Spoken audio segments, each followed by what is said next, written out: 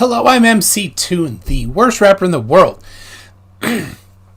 Having trouble connecting to the audio for Avery, so he's restarting his... I think he's on a phone. Not sure. But that's what's going on right now. So I'm going to do a little housekeeping here. So we've got... first question is, how is my audio in sync with my mouth? Tell me that to see if I'm having any... Because I did upgrade my audio system so that it should be better. There was a known delay bug in the current system. So Ilya says sync good, and Red Baron says it's synced. So there we go. Stringer News 1, is there any evidence of rotation of the axial variety? There is. So Martin H says it's better than it has been. Good. There we go. So now we were trying to... I sent him a Zoom link, and then I saw him, but the audio didn't work. And then we connected on Facebook Messenger, and I saw him but could not hear him. So I think it's a problem maybe on his side. I don't know. I do the audio test in Messenger to see if I can hear when it's going out the speakers, and I do. So there we go. Coming in fine, just like a triangle, sides 1, 1, and 1. So there it is. Somebody doesn't like my maps here. I don't know what's wrong with my map. They're great maps. So, and you can see there's bars on the side. There's a little something a little goofy with my camera even. So that's that. Quality high. I don't know. There it is. Is MC Toon talking? Factard, you're not messing with me. I know that I'm talking. And I know that you can hear me. So yes, it's a letterboxing. Very retro. I can make it bigger and then just crop stuff, but then you don't get to see my fancy... There it is. Look at that. Look at that, my shirt. My Batman shirt. This one. So I was wearing the other one earlier that glows in the dark, and this one has like little reflective stuff in it. So how many Batman shirts do I have? That's a great question. I have many Batman shirts. It's like, well, what do you get? What do you get him for Christmas or his birthday or for, because it's Saturday, you get him a Batman shirt, right? So who was here for the last one? The guy who thought that he debunked conservation of angular momentum and then got really mad about it. I was going to ask him, but he got mad and rage quit. If you have 3 ice creams and I take away 5 ice creams, what happens? So, oh, he was really cranky. He's from South Africa, so like I don't know I think it's early morning there or late at night. I don't even know. Maybe it's the middle of the night. Who knows? People do. People know. So anyway, Avery said that he could not get home, so he's going to have to call from a remote location. He's connecting into Zoom now. I can see him. But the audio still isn't going. Yeah, it looks like it's not on me. It looks like it's on him. So I don't know. Not trying to blame him. Just it's not working. So wow, my goodness, like the video is definitely cropping the video for me. So South Africa is 7 hours ahead. Okay, so yeah, that was the middle of the night for him. So yeah. Oh, it says, and I can hear Avery. How you doing, Avery? I'm good. I think We're in, and they can hear you. Alrighty, finally. Yes. So Avery, I've found on Facebook. He was on, I don't know. There's like 1,000 flat Earth groups on, not that many, but on Facebook. I can't keep them straight.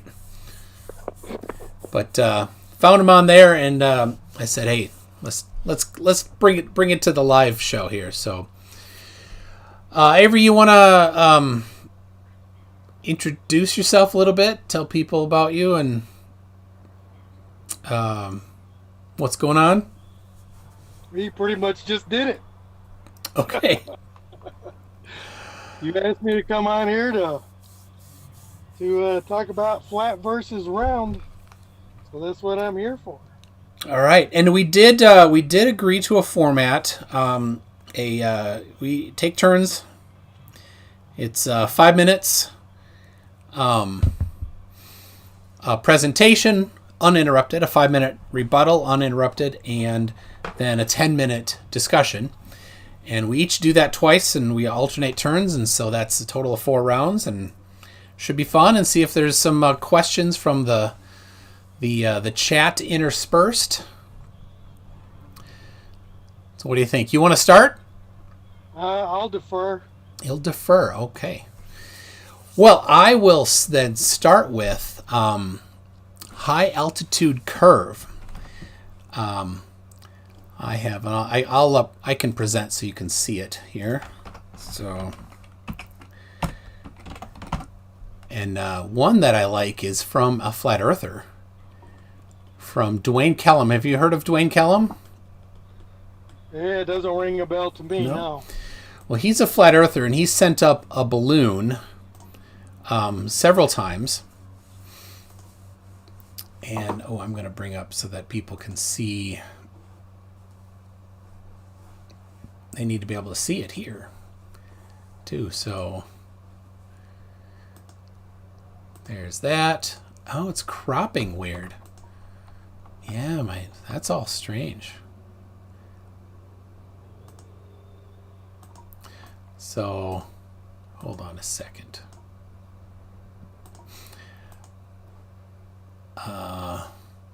No, I wanted to add another one. I gotta, so something went funny. People can't see it. So just a second here. I gotta re-add it. Window capture. Nope. That didn't work. Try again. It's strange. I did a live stream earlier, and there was no problem. I changed nothing, and now there's a problem. So anyway, all right. So you see a page there, right? I see a page with some checkerboard on the bottom. Yes. All right. Good.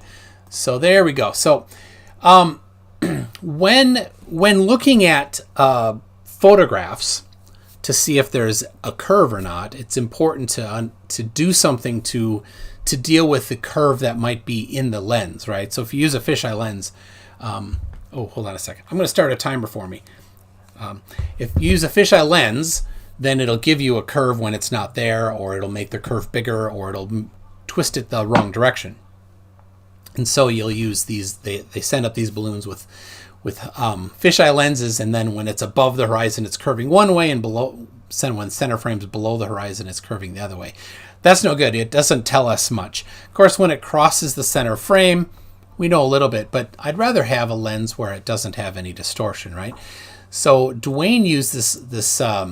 The lens is a Sony FE 50mm 1.8 f1.8. And it's a rectilinear lens, not a fisheye lens. So there's on this website here, they actually review lenses, and this is their review of the lens. And so they take pictures of the lens of a checkerboard, and then they quantify all the curve and the distortion. And so that's what this is here. And you can see this checkerboard here is straight, vertically and horizontally, right? And then you can switch and you can look at different lenses from different manufacturers, all over the place. So they've done a ton of work. It's pretty nice. And it's cool that Dwayne is using a lens that's been quantified on there. And here's that checkerboard again. I just got a screenshot of it. So we can see left to right that there's no distortion. Right? Do you agree? I don't see any, but yeah. And you can this is on. I can send you the link to this. I'm on a small cell phone screen, so it's.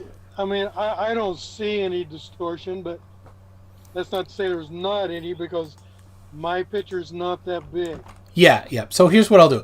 You can have a look. I just sent you the link to that to that all this stuff here.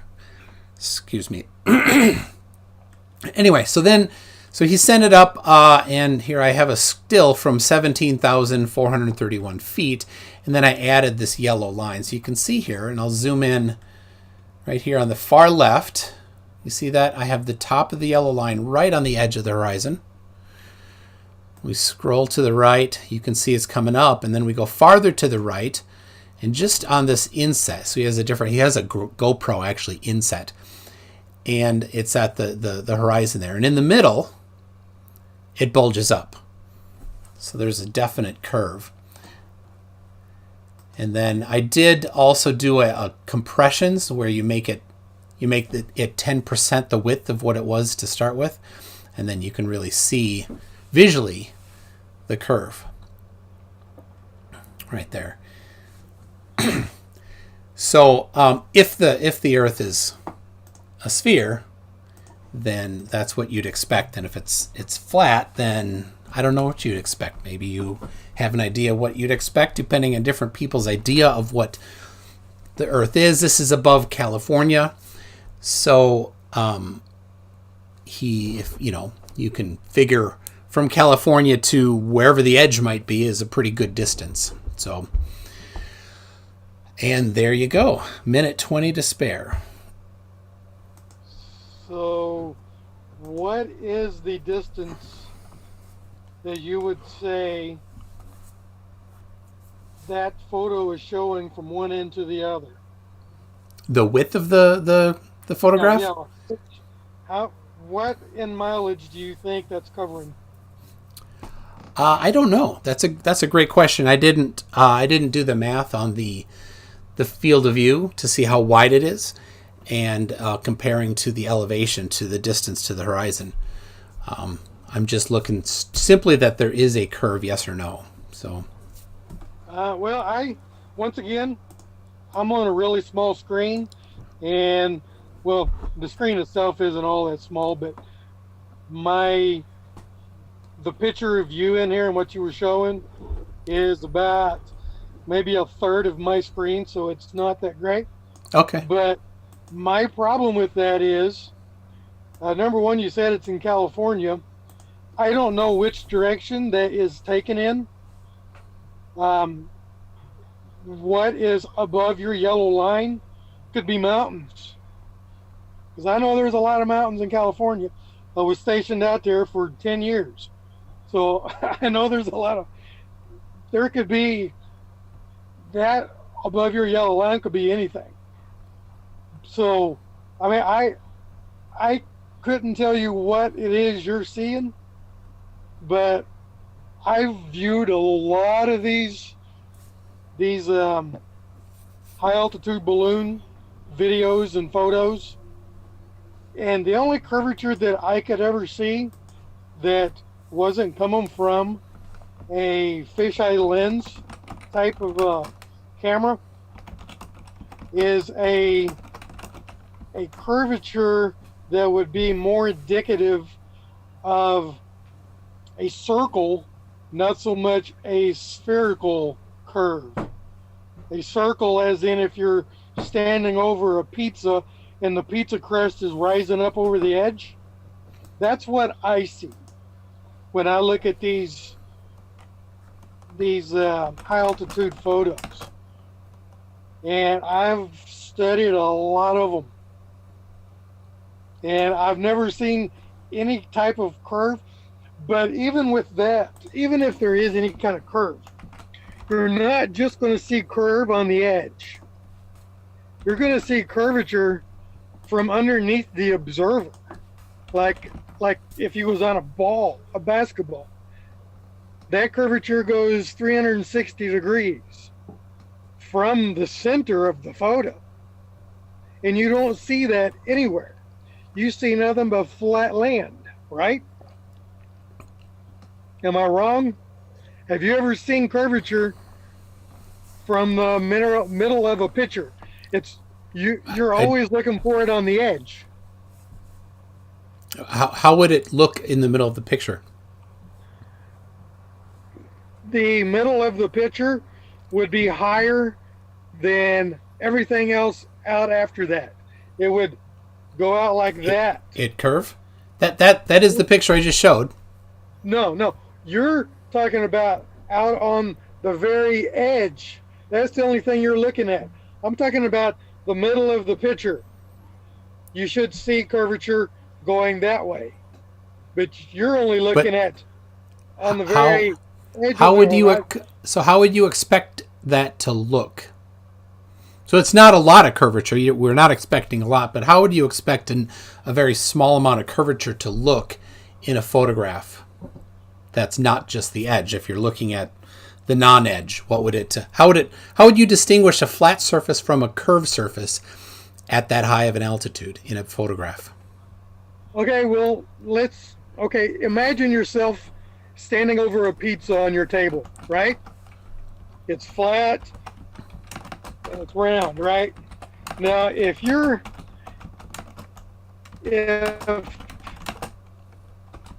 think of that as the Earth, and you're in a balloon 100,000 feet up, and you're looking straight down, the center of that pizza should be higher than the outside edges. That's what I'm saying. But like how would you distinguish a picture of a flat area from a picture of a slightly curved area like that? That's what I just said. The center, if you're in a hot air balloon or a high altitude balloon and you're looking straight down, what is directly below you should be higher than what you could see far away. All of that should be curving lower. Oh, it should drop. Like it should not rise to eye level. No. If it's a curvature, everything that is further out than right underneath you should start dropping off in concurrent with the rate of curvature of the sphere that you're standing over. Okay, and so how can we quantify that then? Well, what is the rate of curvature for the Earth? What I've heard is 8 inches per mile squared. Now they say that that's for the first mile or two, and then it switches to something else. I don't know. That formula is okay in certain specific situations, but it's not useful for what you might see. For what you might see, you need to use trig. So then how can you quantify curvature on that photo you showed if you can't quantify curvature if you're in a high altitude balloon looking straight down? How do you quantify any curvature then? Well, you could use measuring devices to measure that. Okay, so if you're in a high altitude balloon and you're 100 feet or 100,000 feet up and you're looking straight down, wouldn't you expect to see curvature if the Earth is a ball? Or would you expect it to be flat all the way far as you could see? Yeah, when you look straight down, That's why I keep asking, how would you quantify the difference when you're looking straight down between what would, if it were flat and if it were not flat, right? Because here's the thing, that like, there's not a lot of curve in a, you need to go 70 miles to get just 1 degree of curve. Well, if you're 100,000 feet up in the air, you've got a lot of mileage to be looking at. Oh, how many? It would be. Okay, I've you heard, don't know. Okay. Well, no. I've heard that you could see roughly 400 miles with your own eyes, unaided eyes. Now, you would have to bring in depth perception with that. Like, I'm looking at my truck right now, and there's a fence on the other side of it. I can tell that my truck is closer to me than that fence. Depth of perception. Yeah. You look straight down, you can tell that what is beneath you is higher than what is off 100 miles that you could see. Okay. Because it starts to lower in the depth perception. And that's not what we see in these photos.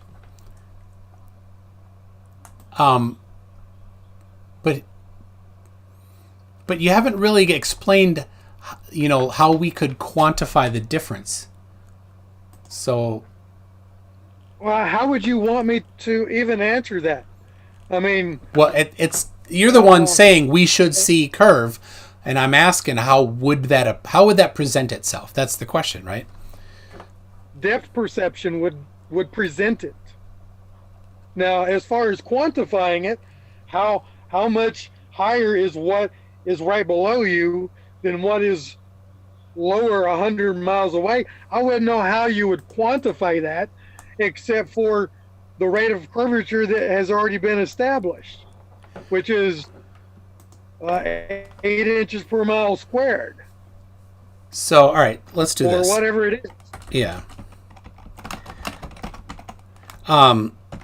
You can measure the horizon, because that's an easy thing to identify where it is. The horizon should drop if we're on a ball, and it should not drop if we're on a plane, right? It should there's always more somewhere farther away. Or if you're looking at, say you say there's, some people say it keeps going, some people say that there's an ice wall, right? So if there's an ice wall, then from California or anywhere in America, you have a very long distance. So the drop would be almost nothing, very close to nothing. Right? So we could measure to see if the horizon drops or not. Sure, but how are you going to quantify that? With a device that measures angles? A ruler, a straight edge on a No, photo? rulers don't measure angles. To measure an angle, you need an angleometer, right? A ruler, that's a lengthometer, right? And then you need an angleometer to measure angles. I have one. Hold on. Right here. I have a digital angleometer. Right? Okay. But I think my battery's dead. Yeah, the battery's dead. It doesn't matter, right? That's one way. Another is there are optical angleometers. People call them boring names like theodolites. But, I like optical angleometer better. Or a sextant, which is kind of funny for the junior higher in me. So you could measure the drop of the horizon from true level, right? Because a theodolite has the ability to measure true level, right? So you wouldn't even need to go that high if you have a really good measuring device. So let me. So how far would you have to go on a ball of Earth? Let's say you're standing in spot X. How far would spot Z be where a building would no longer be standing straight up to someone on spot X. Oh, you mean like it angles away from you? Well, yeah, because I mean, standing straight up right here in spot X, but in spot Z, you're so far away. Now the building is straight up, but from spot X, it looks like this. Sure. Well, we How know far that. away would that have to happen?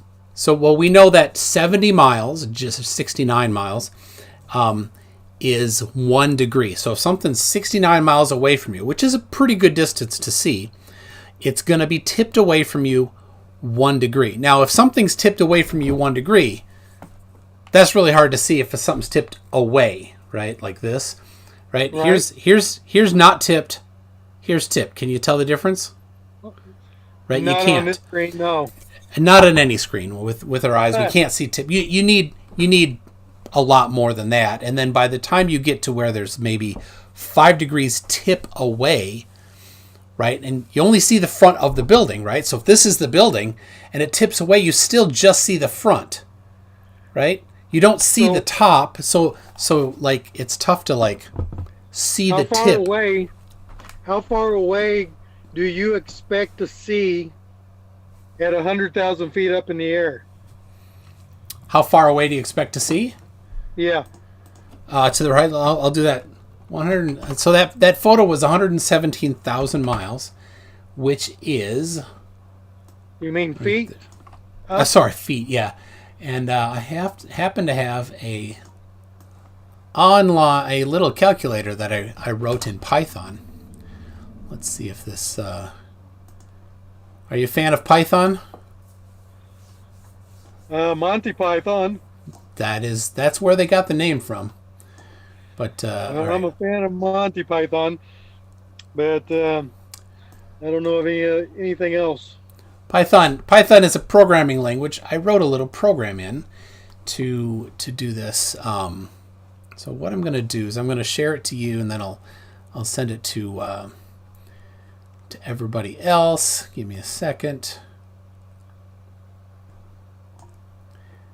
And I can even, since you don't know Python, I'm guessing you're not going to really care a whole lot.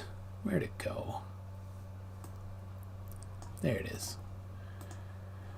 So there you see my program, and I'm going to connect it here so that the good people at home can see it too, because they're going to want to see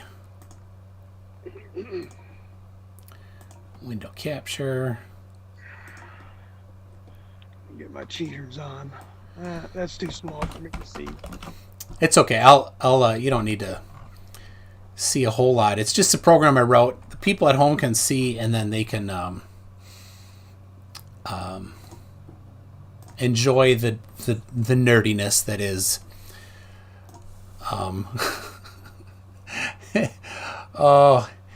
I don't know if you know this, but my audience is a bunch of nerds. Somebody asked, tabs or spaces? Tabs, GPS tabs, of course. So there's my program here, and I'll even share it here. Here we go. Anybody wants to look at it and take my source code, feel free. So yes, of course, tabs, people. Open tabs, lots of them. So here is, I put in the height of the observer, 35,661.6 meters. I've done a couple different things in here. The main surveyor observation, Mount Everest observation. Anyway, added in both refraction and not refraction using the American Meteorological Society's numbers, which is a K value of 0.33, if you're wondering. Distance to the horizon is the square root of the height of the observer times 2 times the radius of the Earth plus the height of the observer. So it's the diameter plus the height of the observer. And then I convert it to miles, convert it from radian, get the dip, which is the arctangent of the distance over the radius. Convert it. Anyway, doesn't matter. I ran it all here. 35 the height of the observer. We got the distance to the horizon would be 419 miles from that That's about picture. what I thought, 400 Yeah, miles. from that picture. And then the dip would be 6 degrees. So 5.2 actually is the apparent dip. 6 would be the geometric dip, which you never see. And the apparent dip, which is a guess based on atmospheric conditions, 5.2 degrees. Now, that camera didn't have any way of measuring where the true level is, so as it's wobbling up and down, we don't know when it's pointing at its true level. So we don't get a whole lot. So there you go. 400 miles to the horizon about. That's what I said earlier. We could see about 400 miles. So if you was able to get yourself up 100,000 feet, sort of like that old feller did way back when he went up in that old copper feller. can. What's that? That old feller. Yeah, Charlie Duke. He's 84 now, I think. Yeah, and he said that it looked like it was flat with upturned edges. That guy. Oh no, I was talking about Charlie Duke. This guy. No. Is he the Red Bull guy? No. Oh, Charlie's, no. Charlie was the 10th man on the moon. I saw him a couple weeks ago. There's his autograph on there. He was the one that got there before everybody else, right? It was filming. No. I'm talking about this guy. I don't have the dates. If I could get onto my phone and. Well, I know what you're talking about. So it's Auguste Piccard. If you could go up into a container like that, up 100,000 feet, and you got yourself a telescope or, something where you could see clearly, you should be able to detect buildings not straight up compared to what is below you, right? If especially if you could get rid of the air, because that's a pain in the butt. It makes everything hazy after a long distance. Right. But you should be able to do that. And I don't know why nobody's tried to do that before. But anyway. Why they haven't taken pictures from high altitudes? No, I'm talking about actual somebody going up, not just helium balloons. I'm talking about somebody actually going up. Oh, yeah, this guy did. The 10th man on the moon, Charlie Duke. And what did he do? Well, he went to the moon and walked around for 2 days. Pretty cool. He went there by himself? No, he went there with Young, the commander, Young. So when was that? 1972, April. That's the first time I ever heard of him. He was Apollo 16, the second to last trip to the moon. You know about the moon trips. Yeah, I don't believe in all that crap anyway. I mean, if we're not able to get past the Van Allen belts now, hold on. Hold on a second. You wanted to quote Auguste Piccard. No. But you won't. Hold on. No, Auguste Piccard is the guy that you said he said it looked like turned up edges. That's Auguste Piccard. All right. Okay. He went up in a balloon in a chamber with no oxygen, right, and went real high. And I think he got real high when he's up real high. So if you'll take his word for it, one guy, how about the 500 plus other people that have been into orbit? Well, first of all, what's his name? Is it August or Gus? Auguste, I think, is the way to pronounce it. I could be wrong. Okay. He's French. Now, back then, when he was just doing it for himself and just passing the word along as to what he saw, there was really nothing in it for him except for notoriety that he did it. Nowadays, anything associated with NASA, there's lots of money to be made in that. And if you Wait. will sell yourself out and say that you've been to the moon, there's lots of money in it for you. There's something in it. So hold on. Yeah. There's not a lot of the guys that like go to the moon and go to space. They don't make a lot of money. That's not to make money. Well, I beg to differ with NASA getting, over $3 trillion. $52 million a day is the number you're looking for, right? Yep. Well, overall, since they've been in business, trillions of dollars, and what we have discovered with that is everything CGI or Hollywood. Everything is okay.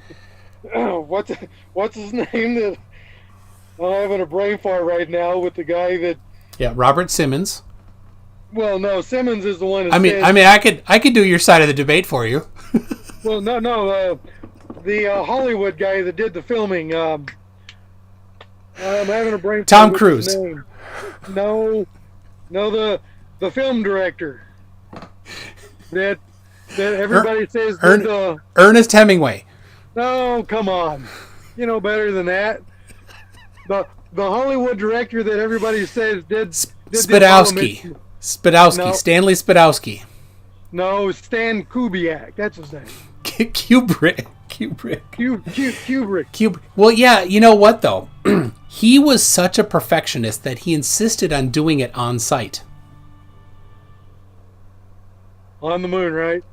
Of course, yeah. No, Yeah. Stanley Kubrick did not do any of that. He wasn't involved. He did it on the moon in Arizona is what he did. Oh.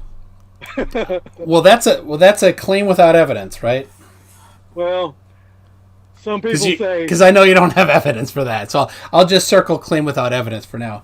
So, and the only evidence that you have to say that they've been to the moon is just the word of the people that went there, or say that they went there. Well, we have more than just the word of those people. We have the thousands of people that were involved. We had the amateur radio enthusiasts that listened in on their conversations. We had Russia that was watching everything we did with great interest. We had things that came back from the moon. I mean, there's all sorts of stuff other than just what some people said. Oh, there is more than that, especially the guy that was on the moon already that filmed the lunar lander landing. I mean, that was awesome.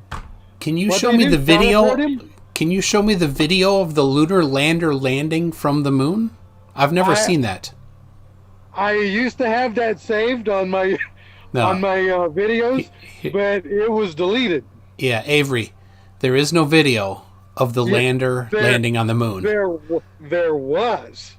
No. Because I remember I've never heard a flat earther claim that there was a video of the lander landing on the moon. I've never heard that claim before. That's new. I'm going to have to add that. When I was in grade school, they showed us a film, and I can still remember sitting in my seat wondering who the hell was videoing it. That's amazing. I can still remember that. That's amazing. You're going to have to look that up because you're the first to ever say that. I am going to find that. Somebody's got it. Somebody somewhere has got it. Okay. I know that if they posted it on YouTube, it would be taken down immediately. Of course, the nameless, faceless they would take it out immediately. Hey, so Indie Tiger is asking, if the U.S. faked the moon landings, then why didn't Russia? They was trying to figure out how to fake it, but we had Stan Kubiak. So Stanley Spadowski. Kubrick. I like Stanley Spadowski better. Well, you can call him whatever you want. I don't care. Do you know Stanley Spadowski? No, I don't. But I know Stan Kubrick left all kinds of clues in his movies about what he did. Okay. There's a video all that's got all of his tells from all of his movies that he did after the lunar landers. All of his tells of what he did are in the movies that he did afterwards. Okay. Well, you'll have to Don't tell me you pull those don't together. tell me you haven't heard of it, or you haven't been doing your homework. I can tell you the truth. You're the first one to hear. This is live stream number 107 for me. And I've done a couple other debates too. So this is the first I've heard of somebody saying that the moon lander, that there's a video of the moon lander landing. So, Yes, Tim Pryor for $5 is saying if it's a video of it says it's a video of it taking off, and that was from the camera mounted on the buggy. And yes, there is a video of the moonlander taking off. No, that is from this guy. That is not what I'm talking about. And when I saw him speak a couple weeks ago, he did a 15-minute video that he just did the voiceover. The very last scene was their launch filmed from the buggy. It's pretty cool. Well, what I'm talking about is a lunar lander landing on the moon. So Jolene says, I think I found the video and it's clearly labeled CBS simulation. So, Jolene, could you paste that? I'm sure they've added it to make it seem like it's a simulation. Well, if it doesn't look like it's meant to be an actual video, right? Because in the 60s and 70s, the video animations are, you can tell their animations were pretty rough. How would they be able to simulate it if they've never been there? Yeah, it's just a cheesy animation. I've seen lots of. No, it wasn't an animation. It was the actual lander landing on the moon. And it wasn't the video played in reverse of the takeoff? No. Okay, hold on. All right, I think I have it. This may be the best ever. You can't fix the economy goodness. until you fix the COVID crisis. Oh my goodness. The ads are playing already. Hold on.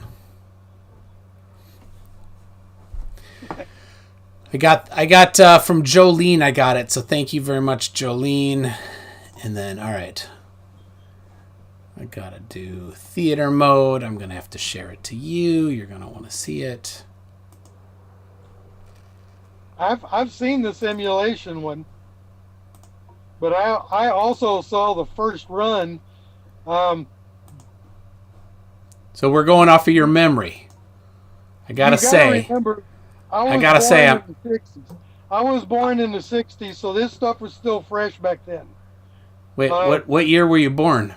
66. So you were 3. I was 3 when they first landed on the moon. But when I was in 5th grade, they showed us some space propaganda, and I can still remember, and it wasn't that one that says CBS simulation. It was what they actually showed on TV in 1969. How do you know it's what they showed on TV? You were in 5th grade. Because that's what they told us that it was. They said this is what the world saw when the lunar lander landed. All right, that's when everybody started.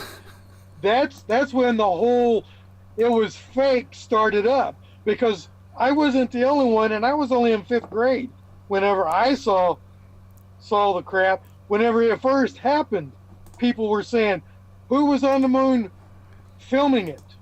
So is this the one? I can't tell for sure. This is too small for me to see, but Okay. it appears to be pretty close to it. If it's not, Yeah, this is. I mean, you don't need to write simulation on it to know that this is meant to be a simulation. It's it's 60s era cartoon drawings. It's pretty cute. well, And I say I can't tell what that is because the screen is too small for me.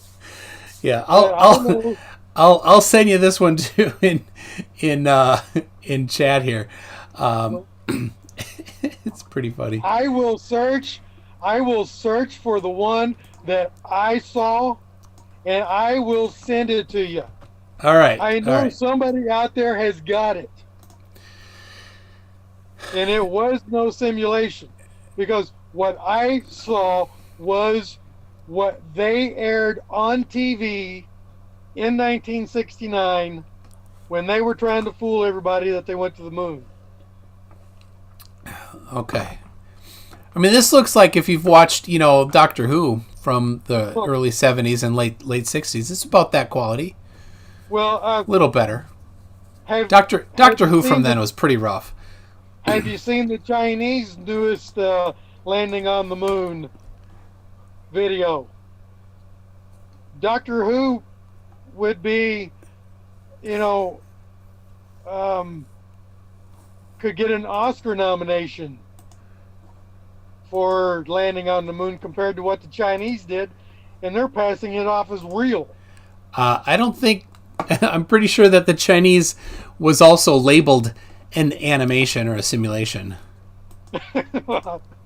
No, this. Well, I tell you what. Because there's no camera. The Chinese did not claim to have video of the lander landing from external to the lander. Well, Google was promoting it. Yeah, so I guess you'll have to find that too. You know what? Let's do this. We kind of went random on this. Why don't you do your 5 minutes here? Oh, well, hold on a second. Okay. Hold on. Wait. I got a couple things here to say here first. Let's see. Alisum for $5 Australian says, if you guys get back to the flat Earth topic, ask him for a map of the flat Earth. So maybe you can do that. And then Cretan Bull for $5 Canadian says, I don't know. And he called me Mick Toon. Can you believe that? I'm MC Toon. I'm like MC Hammer, like rapper, totally. He says, I don't know Mick Toon. You're questioning this guy, but he seems pretty legit to me. So Cretan Bull, Avery, you've got a fan in Cretan Bull. Okay, well, as far as the flat Earth map, if you want that, the Gleason from, I can't pull the date off the top of my head. 1869, I want to say, maybe 1889. I think Or you're just you thinking could of just- 69. I'm just Hey, saying. Who doesn't have 69 on the brain? It's But, from so it's from Jackie Gleason. But anyway, if that doesn't do it for you, if 69 doesn't do it for you, just take a look at the UN logo. I mean, So they're that's just putting it in front of okay. Well, that's not your topic, right? You. You No, have a different. no. All right. I'll tell you what. No, I'll start the timer as soon as you go, and then it'll just do this little dangle thing, like chime thing, and then wrap up whenever you feel like it, right? Alrighty, let's do it.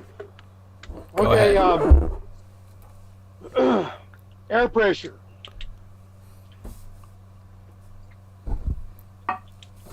You cannot gauge air pressure unless it's contained. We have air pressure here on Earth because it's contained by the dome. Now, my argument against the globe Earth claims that gravity, I say gravity because I can't bring myself to say gravity. It just, Hey, you just did. well, but it's more of a cartoonish thing to me. But Oh. anyway, globe earthers say gravity pulls on the gases up at the top of our atmosphere to keep the vacuum of space from devouring it, right? So my argument against that is, if you make yourself a vacuum chamber down here on Earth, or even if you did it 200,000 feet up in the air, you got to put a suction thing on it to draw the atmosphere out of your chamber. But when you're done with it and you take the suction off of it, gravity doesn't keep air from entering into the vacuum chamber. So if gravity is strong enough to keep hydrogen, which is the lightest gas, from going out into the vacuum of space, then it should be strong enough to keep air out of a vacuum chamber. And that's my spiel on that. But I got 3 minutes left. Yeah. I reclaim my time. I'm joking. All right.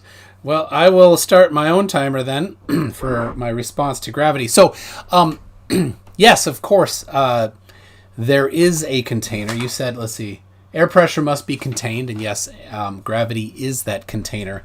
And of course, we can watch things fall, right? So something pulls stuff down, including air. Something's pulling air down because at sea level, there's more pressure than at high elevation, right?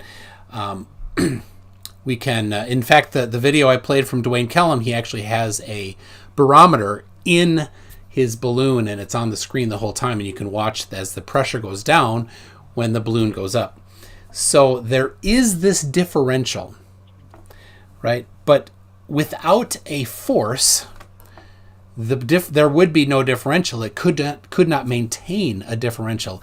It would equalize, and the speed at which pressure differentials equalizes is right about the speed of sound, because sound is actually pressure differentials in the air, moving from the source of the sound away from it. So if there was no force maintaining the pressure, then the air pressure at the ground level would equalize to the air pressure at high elevation at the speed of sound. So around 700 miles an hour. And around... Yeah, well, it changes based on pressure, and up higher the pressure is much, much lower. So at about 60 miles high, there isn't enough air pressure for lift-based flight. It's super, super thin up there. That's 60 miles. So at 700 miles an hour, well, it's less than an hour.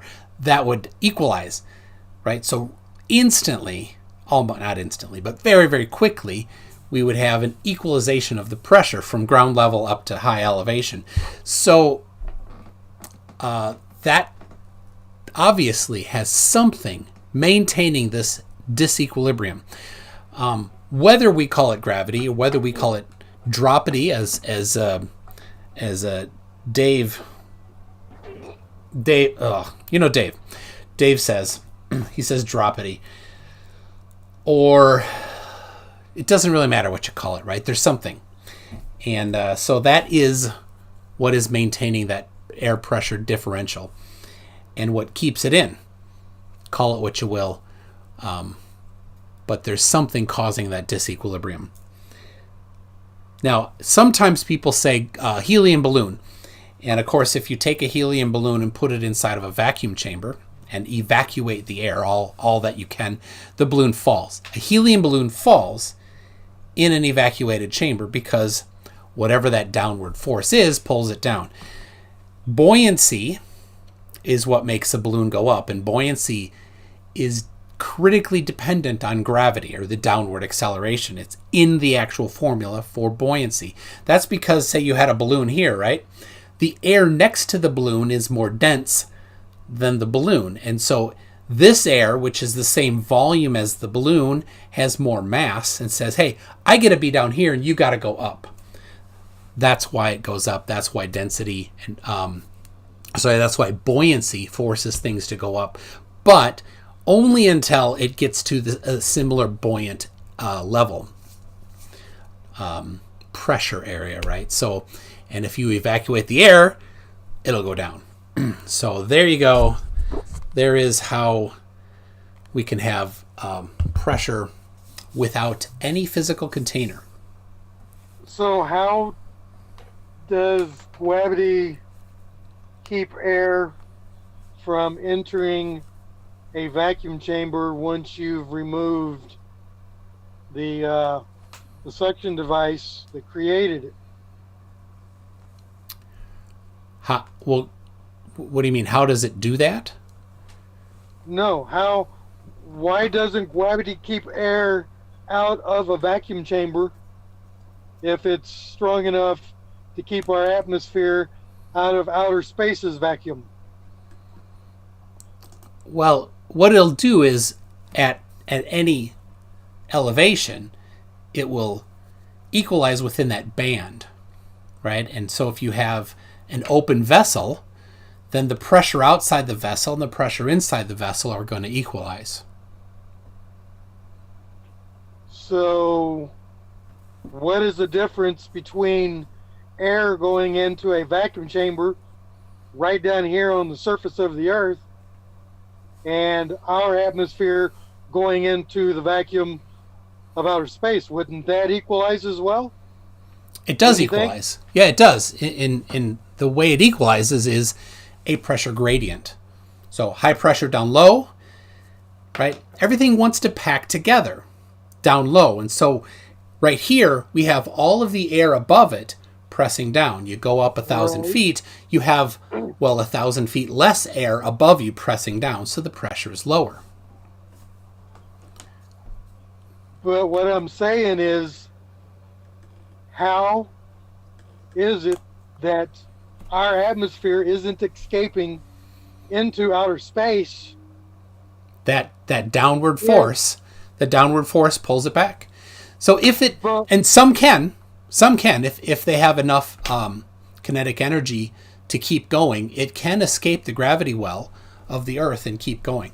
But most of it doesn't have enough, right? So when you throw something up, including a particle of air, when you throw something up, it's going to decelerate as it goes up until it hits the top of its accelerate, right? It hits a zero vertical speed, and then it's going to turn around and come back down. Same thing for air particles. It's going to go up, and then it's going to come back down. If it's got enough energy, not many do, but it can keep going. But you still haven't answered my question. Why isn't air kept out of a vacuum chamber down here if our atmosphere is kept out of the vacuum chamber up there? I mean, it's a fair question.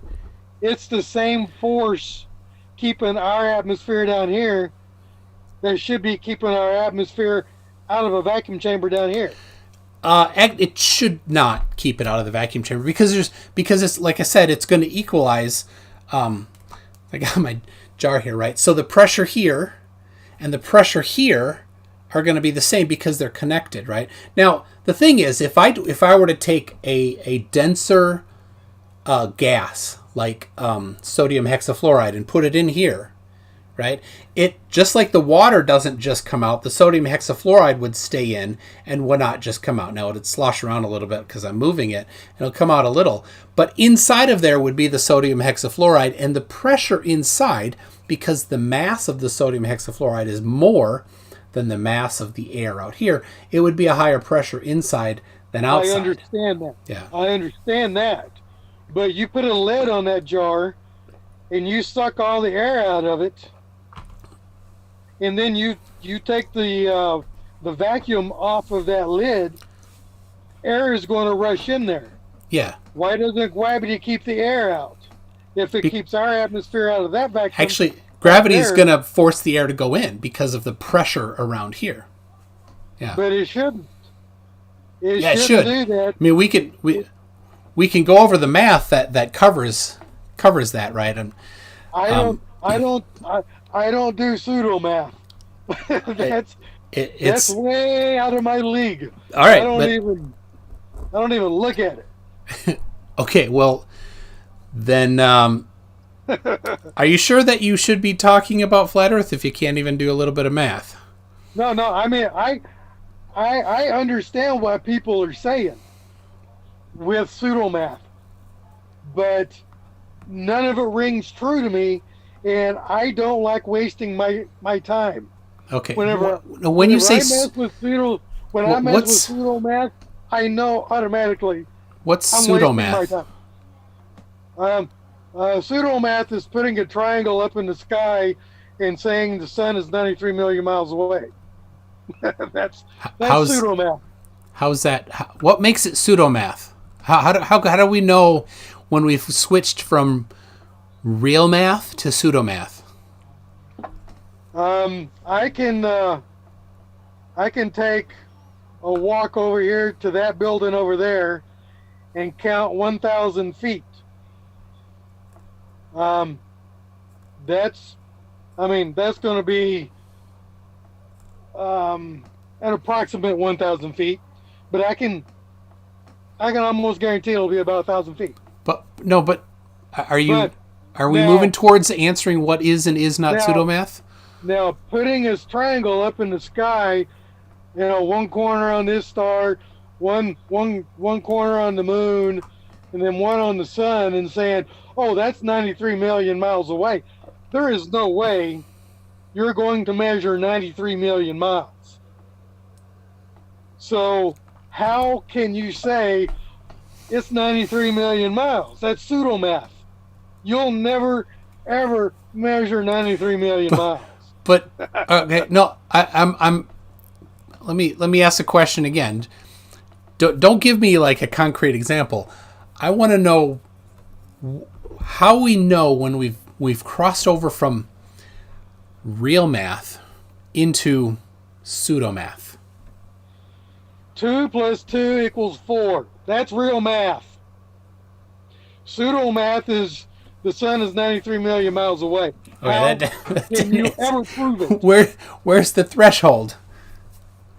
There's a big gap between the two. Being able to quantify 2 + 2 = 4. Okay, that's quantifiable. I can do that.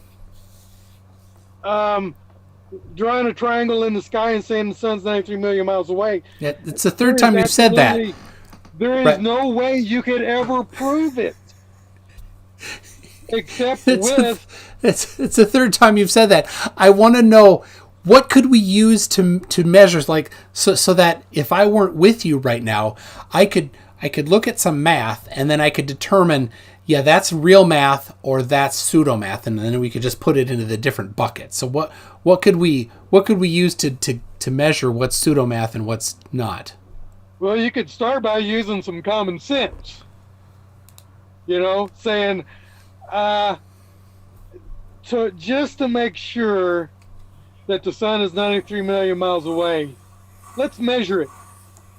Let's get out our 93 million mile tape measure, and let's measure twice and cut once, right? You can't do it. You could only guess. You could only theorize that the sun is 93 million miles away. It don't matter what kind of a mathematical equation you can dream up to make it look right. But there is absolutely no way you could ever prove it. Avery again, forget about measuring the distance to the sun. Just tell me, how can we know what is pseudo-math and what's real math? So if I were going to write it down so that I could go tell somebody else tomorrow, here's how we know what real math is. The only thing I can tell you is common sense will tell you.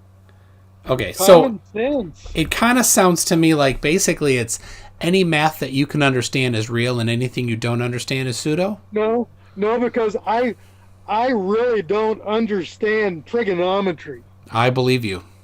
but I know that there's some trigonometry that is real stuff because, what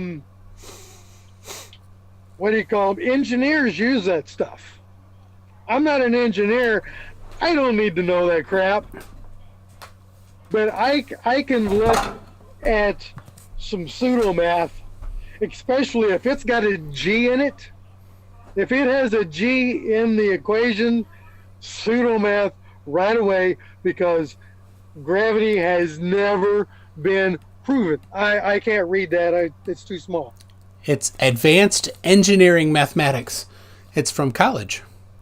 Okay, but do you have to account for curvature when you're building a bridge that's 20 miles long? Sure. No, you don't. PhD Tony has this same book. High five, PhD Tony. Hey, I'm glad you wasted Sixth $2.4 edition. million. Hey, congratulations on wasting $2.4 million on your PhD because you got screwed. Well, I don't have a PhD, but PhD Tony does. Well, And PhD Tony, did you spend $2.8 million getting your PhD? by the time you get it paid off, you will have. If you, I mean, that is if you get it paid off before you die. Oh my sure. goodness, PhD Tony, I hope you've gotten it paid off. All right. Well, I think we've beat that horse to the ground. Let me get back to. I got a couple super chats here. So, Alsim was not impressed with your Gleason map. Of course, one of the problems is like flights and say Australia. It's the wrong shape. Anyway, so he says, Alisum says, so no FE based maps. Good to know. Have $2. And of course, Alsum's from Australia, knows what Australia is shaped like, and disagrees with, I don't want to put words in the mouth of Alsum, but disagrees with the Gleason map versus the actual shape of Australia. I've been to Australia a few times. I know it exists. I've never been one of these people that claim it doesn't. Okay. But, I feel that Australia is incorrectly placed on the globe model. But I've only spent a week in. Actually, I've spent one week 2 different times in Perth, a week in Hobart, and a week in Sydney. So going out and checking out the coastlines of Australia. Are you aware that the Gleason? Do you know that the Gleason map says on it that it is a projection? Well, yeah. But it itself claims it is not an accurate map of flat Earth. It says it's projected from a globe. The Gleason map. I don't know which one you're looking at, but I've seen one that says what's the I'm having a brain fart with the terminology that it used, but it said was to be seen as a true map of the Earth. That's the one that I've seen. I don't know how many different ones that are out there. There's only one Gleason map. Well, no, there's some other ones out there that have been toyed with, that have had some verbiage put on it that wasn't on the actual original. Yeah. So let me just read. I'm looking at it right now. New standard map of the world on the projection of J.S. Christopher, Modern College, Blackheath, England. So right on the very map it says projection. So it's not claiming to be a flat Earth map. It's claiming to be a map derived from the globe.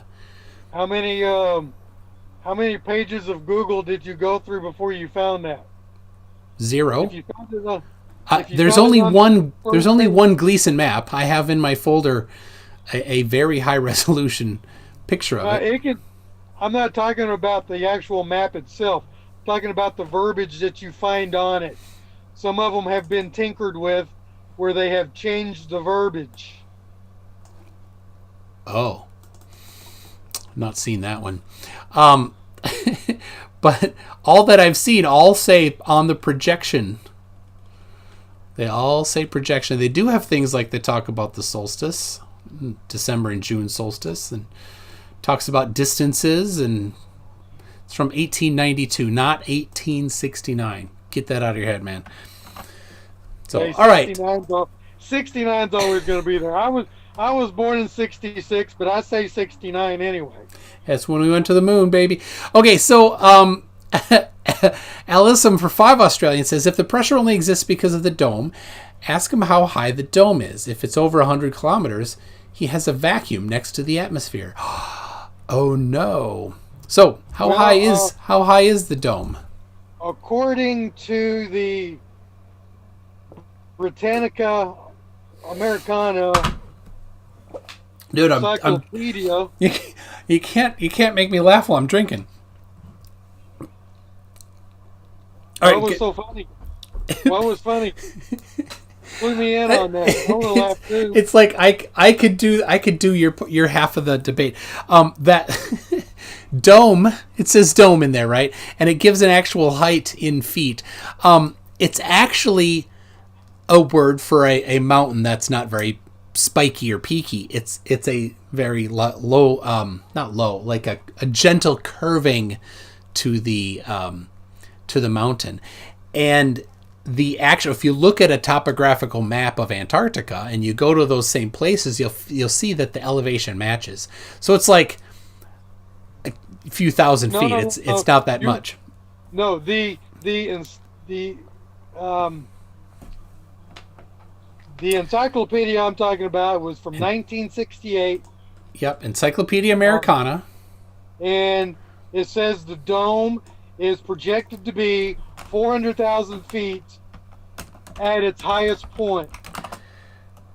Because they, Operation High Jump, Operation Fishbowl, whenever they were firing nukes at it, trying to break it. Oh, dear. And they couldn't. Surely you know about Operation High Jump and Operation Fishbowl, right? Yes, of course. So let me read to you from Encyclopedia Americana. These flights proved the inland areas to be featureless in character, with a dome 13,000 feet high at a latitude of 80 degrees south, longitude 90 degrees east. 13,000 feet. That's not very high. Well, airplanes go higher than that. It's not going to be as high whenever when you're closer to the dome. It's not going to be for one. They estimated it to be 400,000 feet at its highest point in 1968. After 1968, they took that shit out of the encyclopedia. It's 1958. To know. It's 1958, and it's still on the current today's topographical maps. And they're named still. The mountains are named domes. So here's Titan Dome, Valkyrie Dome, Dome Fuji, Venture Dome, Huxley Dome. They're all still named the same thing. Okay, you'll have to go to YouTube and search for a video if it's still there. Because the nameless, faceless, they are taking it down. But they call it on the YouTube video Encyclopedia Britannica, but it's not Encyclopedia Britannica. It's Encyclopedia Americana. Yes, but the actual video is named Britannica. So you'll have to look for that one. And they open it up and they show you in the encyclopedia from 1968 exactly what it is. 1958. Or yeah, 58. And after that, they changed it. They took it out. They don't want people knowing about that. The data's still there. They still all that stuff in today's oh my gosh. In today's encyclopedias, it's different. So yeah, all right. Let me just pop it up here so people can see. Now, I know exactly how high the dome is? No, I don't, because I've never been up that high. No, yeah, you only can. The only way to measure something is to go there, right? That's kind of exactly right? Just like absolutely going to the sun. You got to go to the sun. Yeah, that's the only way to go somewhere. If you haven't been there, it doesn't exist yet. Like France doesn't exist. I've never been there. No, we know that France is on Earth. Now, the Metrodome, do you know about the Metrodome? They tore that down even. They had to get rid of that evidence, so they got rid of the Metrodome. And? Just, to get rid of evidence. What's your point? Have you ever seen the Metrodome? Yes, I did see the Metrodome. It doesn't exist. Well, not anymore, of course. How could you have seen the Metrodome? Well, what about the Kingdom? I don't believe it exists. It did, but it don't now. So here I have a video.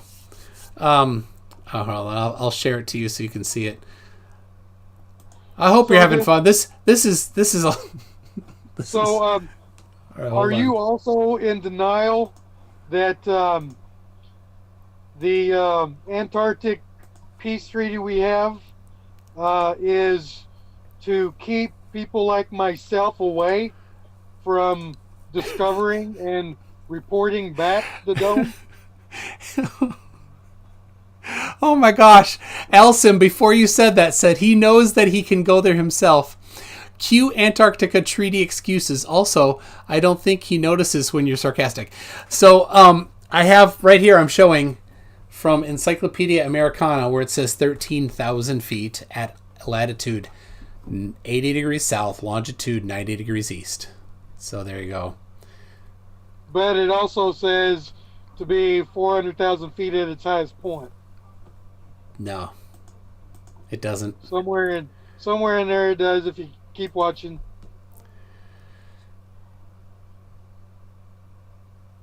No, I don't see it. He just quotes this page here, and then he goes to, look at that. He actually says there. He goes right to the 13,000 feet thing, right there. So, so funny.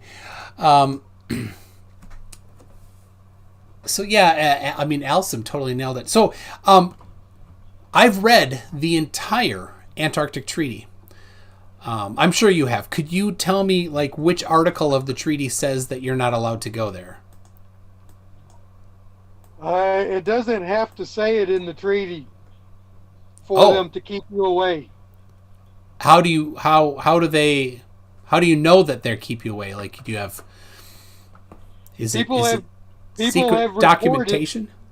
People have reported trying to get there and being turned away by military aircraft. What about the penguins with guns? The killer Jew penguins. What about them? I mean, you gotta look out for them. Well, if you believe in penguins with guns, yeah, sure, go ahead. Well, they're I don't killer. believe in penguins. I don't believe in penguins with guns unless they're humans dressed up like penguins with guns. That could be. I've seen that movie. Hey, anything's possible with Hollywood. Batman, right? That was Danny DeVito. Exactly. So movies come to life, right? X-Penguin 95 says, say hi. His name is X-Penguin 85. All right, now let's... oh my goodness. So, all right. Let's see. Stringer News 1 says, Dome, picture or it never happened. Do what? You got a doubter. Stringer News 1 says if you don't have a picture of the dome, it never happened. And? So I didn't. Okay, well, it didn't happen then. All right. So we got Tim Pryor says Gleason map is a globe projection. Wrap around an actual globe, then it's more accurate. Imagine that. Like this globe right here. Actually, the globe was the Gleason map that was pieced together and put on the globe. Oh. So that's what that is. That's another? How we got the globe. I'll just circle claim without evidence again, I guess. The Earth was flat before it was a globe. Actually, I'm pretty sure. Let me check. Yeah, the Earth was always a globe. So. It was flat. It was flat before it was the globe. Okay. What you mean? Like ancient cultures used to think it was flat? They knew it was flat. Yeah. So you know what they also knew, Avery? They also knew that the sun fell down to the ground and traveled in a tunnel underneath the Earth so that it could come out the other side in the morning. They knew that too. That sounds like some all of the ancient cultures had that same idea. The Book of Enoch, Greece, Rome. They all had the same idea of what the sun did at the end of the day. It went down and it went underneath in a tunnel. Now, once people started traveling farther distances, they're like, wait a second, the sun didn't go down when they go east. They went all the way to China. They're like, the sun didn't go down here. There's no magic portal under the ground that the sun goes through. We must have been wrong. Yeah, there's a whole lot of ancient culture that has been placed by people who want brainwashed people to believe that was ancient culture. You have to be able to discern BS from reality. Okay. I mean, that cray stuff is all over the place. I'm with cray. Yeah, there's definite cray. All right, let me catch up here, and then I have my second thing to present. So you're gonna love it. So anyway, and the George said for $2, gravity is very complicated. Ooh woo. He's sounds like a Elmer Fudd. Actually, rabbit there. Elmer, yeah, it's duck season. Welcome to Cartoon Land. Duck season. You're supposed to say wabbit season. Duck season. You're the worst straight man. Okay. General E. Shady for 2 Australians says his IQ is smaller than his shoe size. Definitely talking about Daffy Duck. Big foot. I got a really big foot. 13? And I got other parts that match.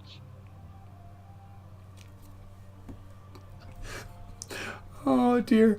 Okay. Elsim, pseudo-math. Year 5 is above him. Year 5 math is above him. So, yeah, like, you can't do trigonometry. That's 8th grade. Did you? I didn't say I can't do trigonometry. I said I don't really care for trigonometry, so I never got into it enough to do the kind of work that people that need to know it. You know, I'm not an engineer. I don't need to know it. I don't need to waste my time with it. What do you do? I'm an aircraft mechanic, and well, I used to be an aircraft mechanic, but now I haul freight. Okay. I'm glad it's used to. Because I did have Zachariah on. He is an aircraft mechanic currently. Nice guy, but yeah, strange. So let's see. Somebody's saying give him a basic trig question. Yeah, if I ask you to solve a triangle, are you going to be able to do it? 180 degrees. Yeah. All right. 3Ron says, Avery, just because you're incompetent in math doesn't make it pseudo-math. And I think that's true. I wouldn't expect anything else from a globetrother. Absolutely, yes. Definitely should end with tard because when you don't have anything intelligent to say, you have to start demeaning somebody. Yeah, well, you did say globetard, so you are also demeaning people? That was in retaliation. Okay, I got it. Okay. But, so how many people have so far have been disrespectful with my IQ and I can't do this. I don't know how to do that. I mean, if you don't have anything intelligent to say, that's what you revert to. All right. Well, to your point here, Cretan Bull calls me McGoon. He says, McGoon, you and your fake math are getting owned. So your fan Cretan Bull is on your side there, I guess. Tim Pryor says, correct. Flat Earthers have tweaked the verbiage of the Gleason map. I suppose that I haven't seen any, because I got the original, the high res scan from the library one. So anyway, Alyssum for 5 Australian says he knows that he can go there himself. Oh yeah. Back to the Antarctic Treaty excuses. They are hiring in Antarctica right now, Avery. If you want, they're hiring. I just saw yesterday they're hiring for a machinist. I don't know if with your background you might be able to do that. You could go there for 11 months. It pays pretty well, and you get room and board covered. So you come out pretty well. I would love to do some more machining, but with a herniated disc, that makes it a very dangerous proposition. No. So I cannot do that kind of work anymore. Well, you might look for you could be the one to go actually touch the dome. Just go apply. There's lots of different jobs. Lots of jobs at Antarctica. So just Google Antarctica jobs. If I had the money to fly to it, I would. And I would not back down from any military aircraft telling me to turn around. I would keep going. I would bring back evidence because I know it's there. That you can go there. My next topic will prove it. Okay. All right. All right. Let me get through this quick, and then we'll then I'll have to go. So all right. Oh my gosh. We got Antarctic domes are topographical landmass dome, which is, that's what I said. Thank you for that, General E. Shady. Peter Miss Prime is wondering, vodka or tequila? For me, Irish cream. But hang on a second. These domes you're talking about, these mountains in Antarctic that you call domes. I know that the encyclopedia from 1958 said 400 feet at its highest point. That's roughly 75 miles. How do we get a 75-mile mountain anywhere on Earth? 400 feet? 400,000 feet. Yeah, but we never found the citation for the 400,000 feet. So well, maybe tell you what. You send that to me later. Just believe me that I saw it, and I will send it to you because I've got that saved. All right. As long as they haven't removed it, I've still got it. And it says 400,000 feet at its highest point, and that's roughly 75 miles. There is no mountain on Earth that is 75 miles, or we would know about it. You'd see it if it were flat. Right? For sure. Why is all right. that? Tim Pryor for $10 says, pretty sure physics says the weight of an actual dome would collapse in on itself, and you can actually take cruises to Antarctica.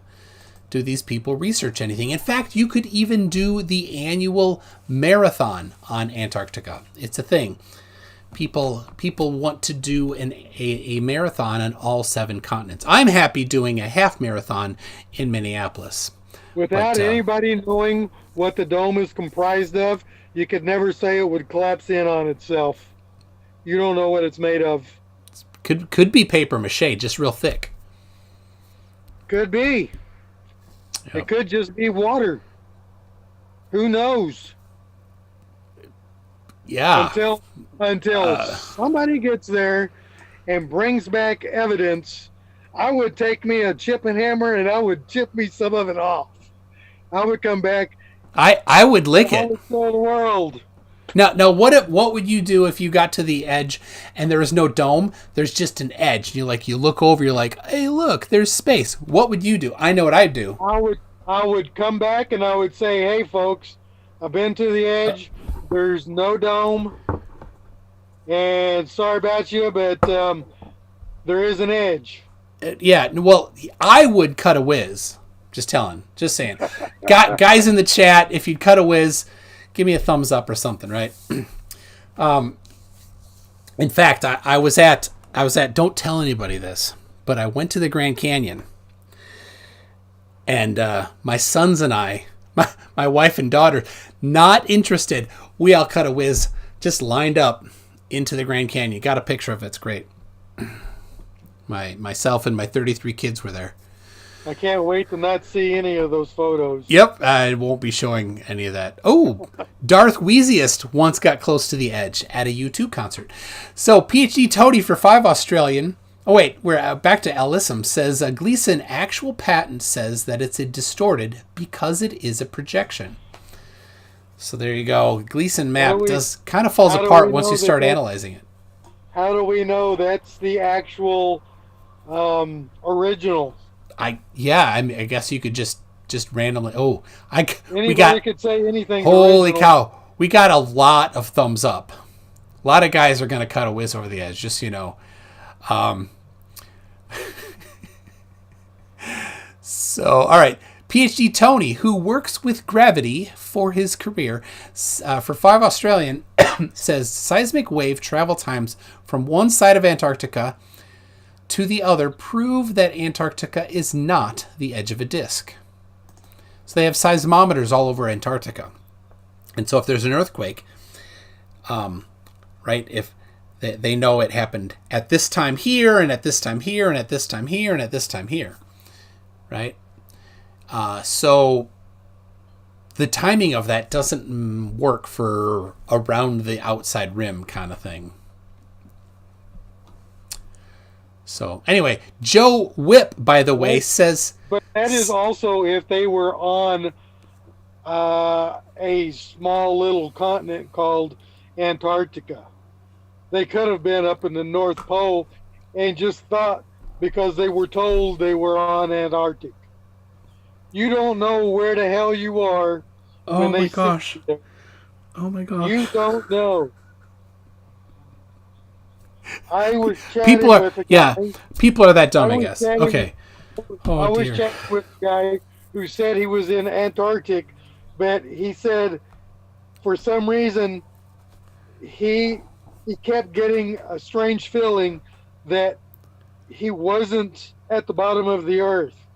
He said that there was things that he kept witnessing that wasn't what he was expecting to see, and he had no idea of where he was at because the plane he went there on had blackout windows, so he couldn't tell where he was at. He was probably at Area 51, and he was not a flat earther. He was a ball earther, so it wasn't a flat earth thing that was just blowing smoke up my ass. He was actually saying, hey, look, I honestly don't think I'm at the bottom of the earth on a sheet of ice. So yeah. Okay. Oh my. Okay, Tim Pryor for $5 says, last one. In college, I went to Antarctica. Tell him just a Google college Antarctica trip. Yeah, sure. Yeah, sure. There you go, Tim Pryor. Yeah, sure. You've been told with a yeah, sure. And I could also get myself a yacht and enter the yacht races down there too, right? You could, yes. So Punchy says, question for the Flurf. What color is a red fire truck? Purple. There you go, Punchy. Purple. 3 Ron for $5 says, when don't have anything intelligence to say, you say the earth is flat. So right back at you there, I guess, Avery, from 3 Ron. There you go. Max Courtney for $5. If the earth is flat, why does the gyroscope in my phone prove rotation? It doesn't. There you have it. Max Courtney. It doesn't. Avery Walters, 2020. Just because you say it does, doesn't mean it does. Ooh, looks like you've got another fan here from Mr. Hugh Jars. You know about Hugh Jars? He's got a Hugh Jars. He says, so does this guy work as a gigolo? He's asking if you could get paid for $69. Whoa. If I would do it for free if the price was right. I got to write that down. I would do that for free if the price was right. That's a great quote. I should make a mug out of that or something, or a shirt. Yeah, hell, I'll sell it to you for free. If the price is right. Guaranteed. All right. Quote. There we go. All right, 2 more. And then it's my turn. This is fun. If 75 miles is the height of the dome, he has a vacuum next to atmosphere. Well, that is awkward for the flat Earth. Yeah, because above 62 miles is considered the vacuum of space. So if the dome is 75 miles high, there is a vacuum next to atmosphere. Explain. Who says that there should be a vacuum there? I mean, the gases that we have in our atmosphere go to the dome. So it is not a vacuum. But hold That's on. what creates the air pressure down here. Hydrogen is all the way up to the dome. Everything else is stacked underneath it, which causes the pressure on us down here. But this is just conjecture, right? Like you don't have any measurements. Well, who does? Measurement. Nobody can get up there. Well, people have been sending rockets for a long time. I can pull up. Wouldn't that be common sense? I don't know. If you have a tube, let's say it's 10 feet tall, and you put every vapor gas that we have. I've got some gases to put in it. Well, put your methane in there. If you put every gas that we have, oxygen all the way up to hydrogen, they're all going to stack up to the very top of that tube. From the heaviest to the lightest. That's exactly the same way it is right here on Earth all the way up to the dome. There is no vacuum here on Earth except for the ones we make down here. So then why can't planes fly higher than 62 miles? That doesn't mean it's a vacuum. It's just the gases doesn't support flight. Okay.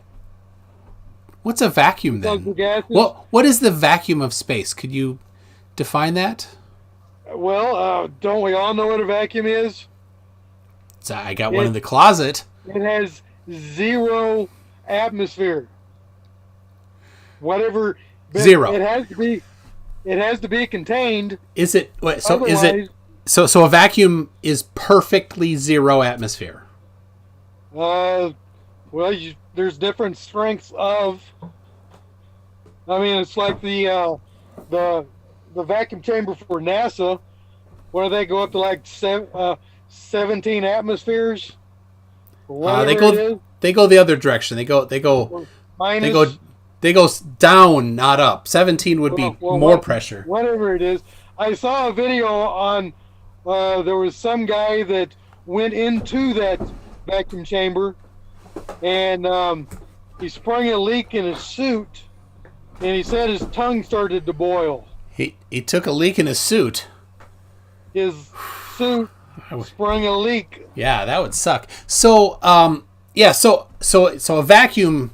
You're not saying perfect vacuum. You're just saying less pressure.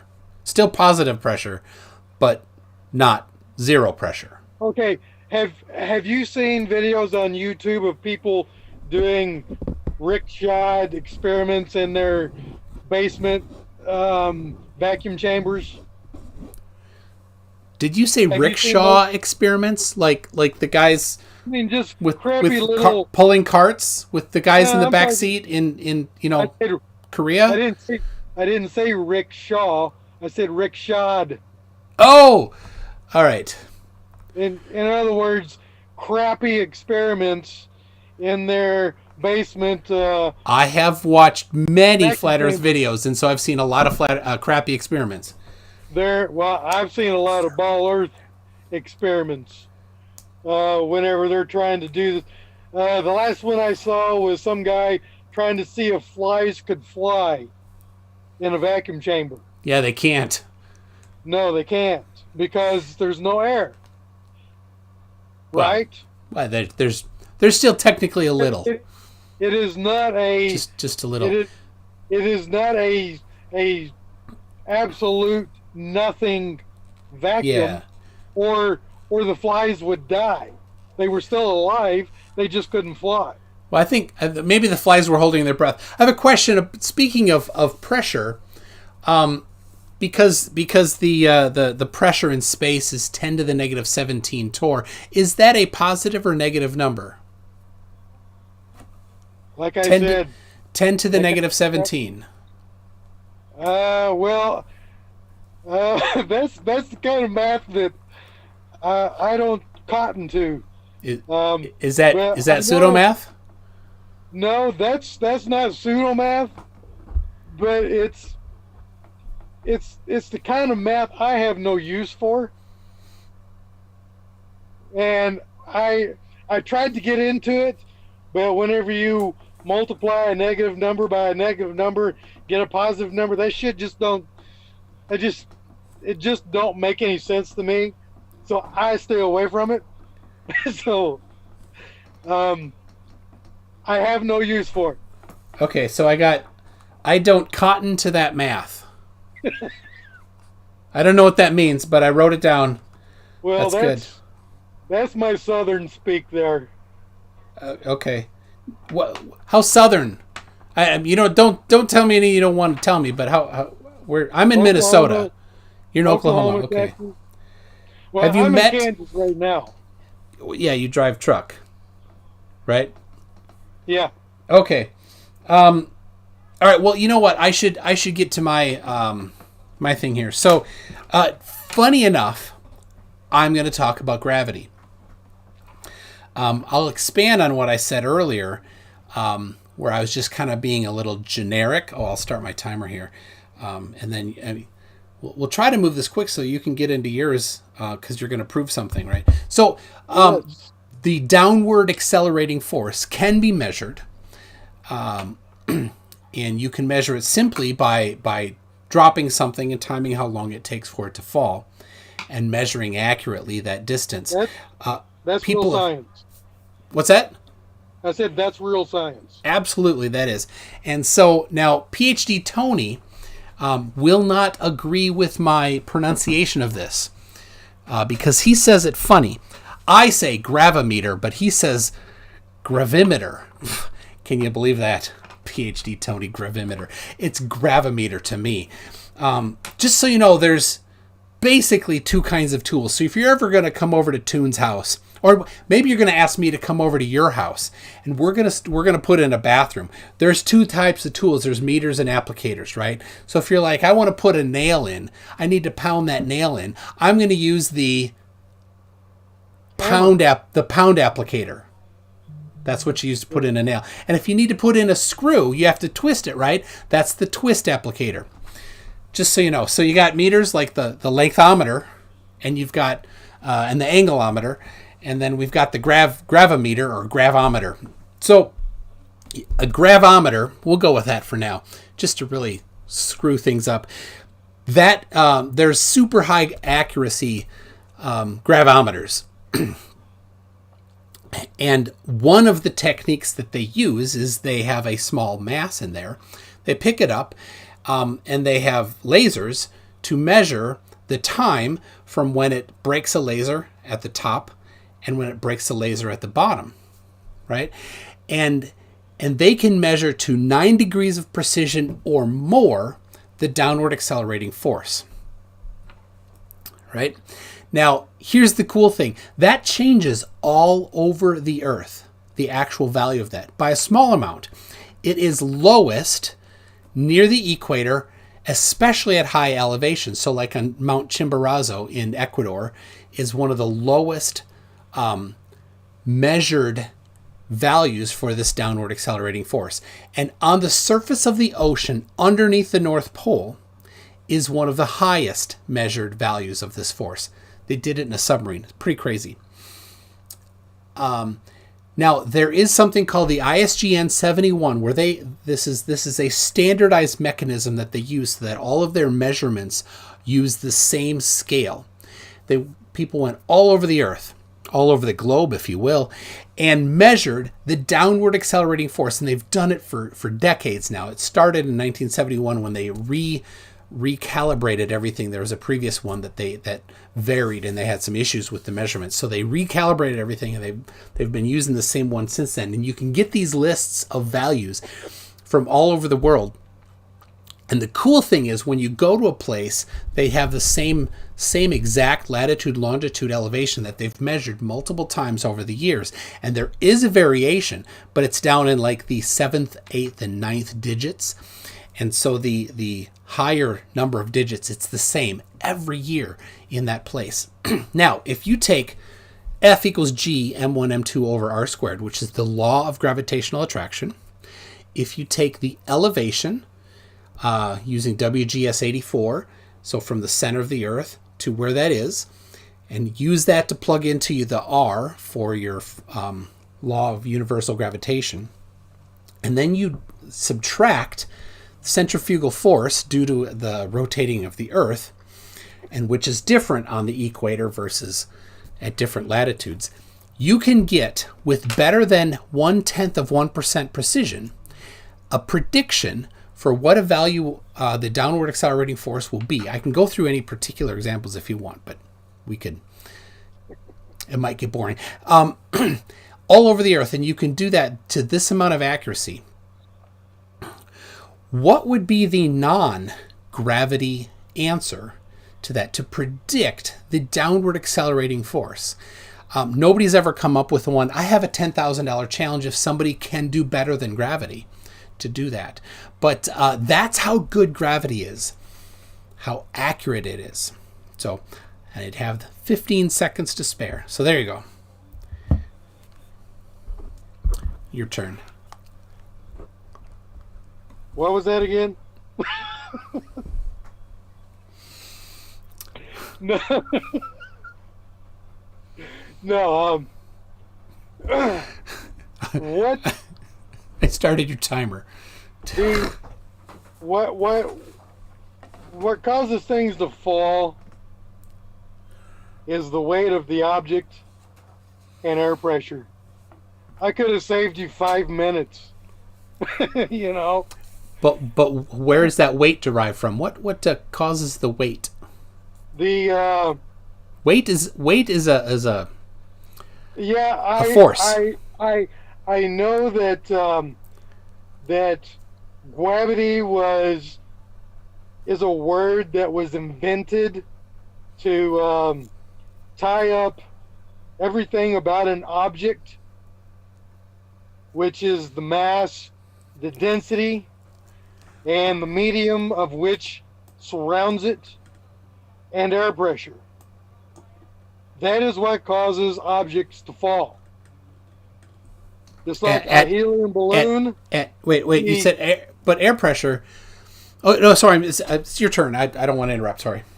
So you've got a rock and you drop it. The mass of the rock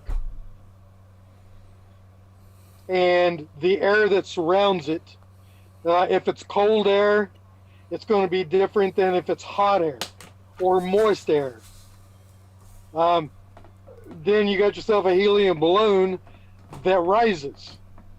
Now, if gravity acts on all objects equally, then a balloon should not rise. It should be pulled down to the ground just as well. But we know that that doesn't happen. The mass of an object, if it's a big flat rock that you drop, it's going to be different than if it's got jagged edges all over it, because it's going to catch more air on the way to the ground. The density of it is going to determine just how much it weighs. And the air pressure is what forces it to the ground. We have air pressure because our atmosphere is contained. Period. I mean, there's no other way around it. Show me something gauge a jar of air. Tell me how much pressure of air is in that jar. You can't, because it's not contained. So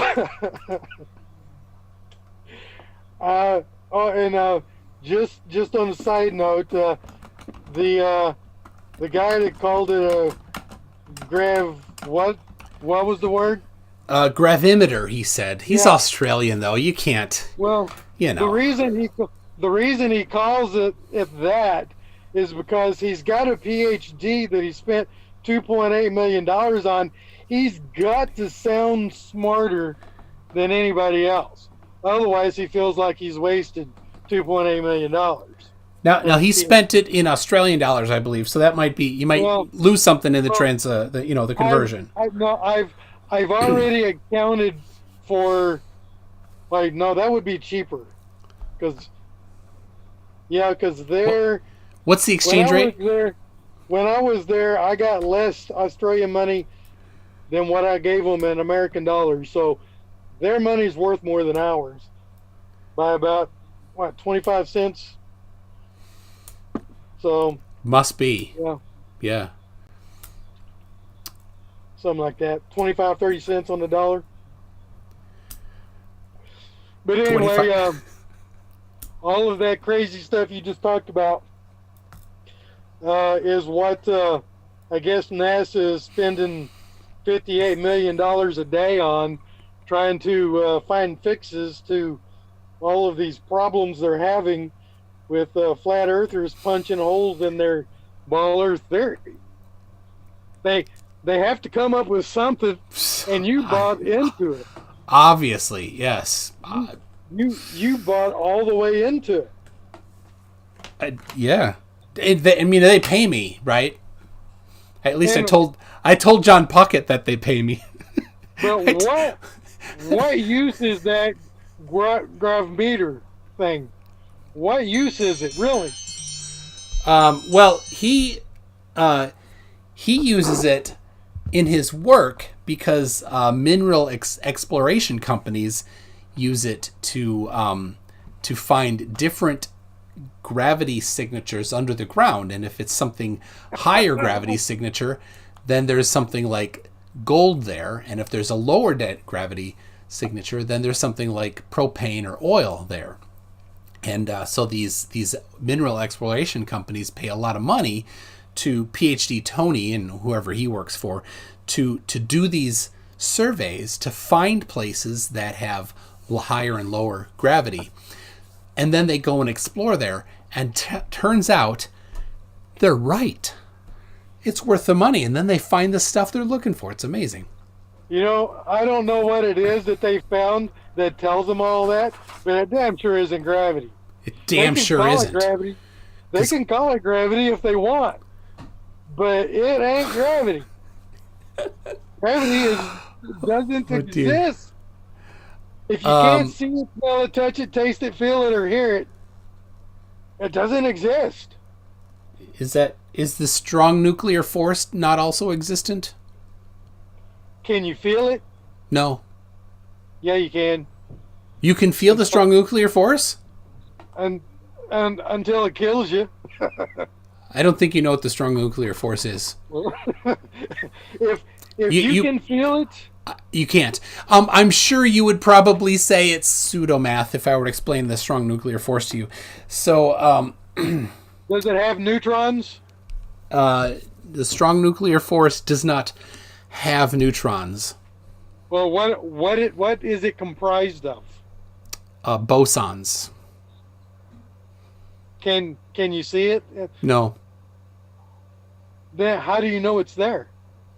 I must not exist then.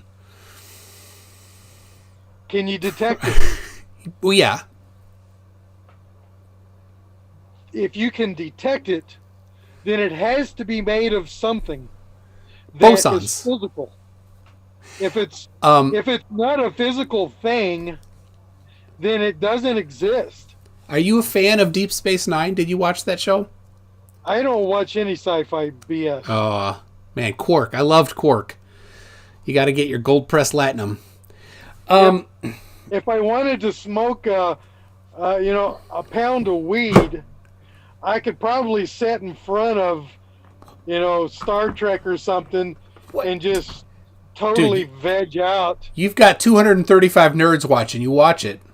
We might, flap our arms at you or something. So,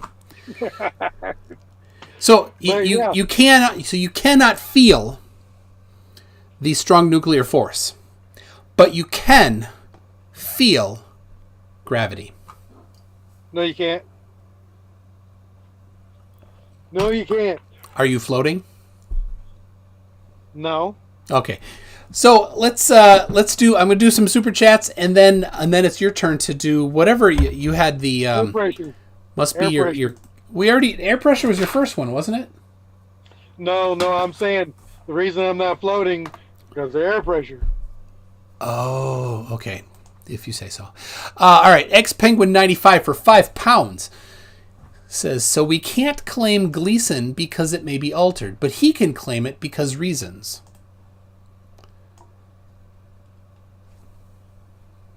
Because reasons. Yeah, I mean, Gleason's... You said the Gleason map is accurate, and we're like, well, it says projection right on it. You say, bah, it's not a projection. Well, it's the other way around.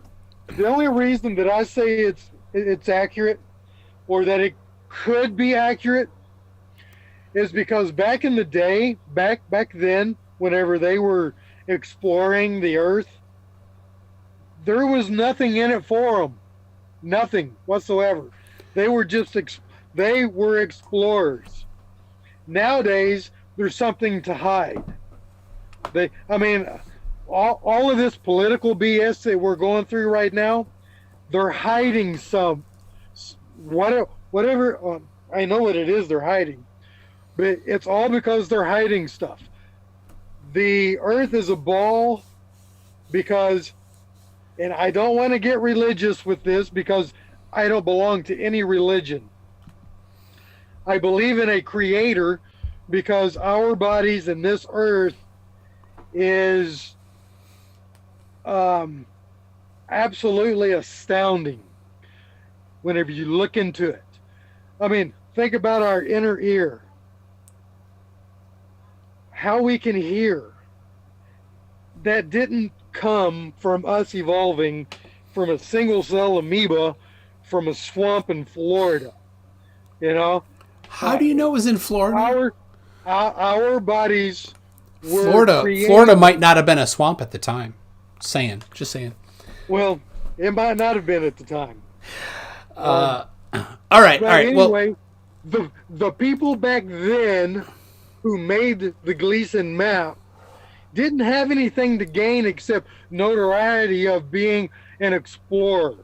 But Gleason, the Gleason map did not claim that it's an accurate flat Earth map. So let's move on here because we've got another one. A question from Tim Pryor says, Earth has mass no matter the shape, and mass takes up space. If space does not exist, then where in the world does flat Earth reside? Well, you're going to have to ask God that whenever you see him at the pearly gates. Because there's questions on top of questions on top of questions that you would have to go through to even think about an answer on that. That's not something that you can just nonchalantly answer. You've got to be crazy smart into that kind of critical thinking. And you could say the same thing about the Big Bang Theory. How did something... Yeah, why did she cut her hair? I've asked that 1,000 times. Yeah. Exactly. Why did she cut her hair? I stopped watching it. Yeah, right? Me too. Thumbs up in the chat if you stopped watching when she cut her hair. So, yeah. All right. General E. Shady says emoji in chat for what's his head. I think you're what's his head. It's a beer and then poop and then mushroom. Ooh, we got 2 people quit watching when she cut her hair in Big Bang Theory. See? Oh, Heat Shield, NA, and Foxabillo, and Joe Whip all. There you go. Sleepy Dan says if the dome existed, businesses would have projected advertisements onto it by now. You can't argue that. Right? Yeah, you could. Yep. Oh, Punchy says she grew it back. Maybe I could watch again. All right. I'm watching again. I'll have to watch it again. Didn't they quit making them? Big Bang Theory? Well, you can watch reruns, right? What the hell? If you've already seen them all, why the hell do you want to watch them again? Well, I haven't seen them all. I stopped watching when she cut her hair. Like, I could skip over the section where she's got the short hair, I guess. So, hey, could you say Cool Whip?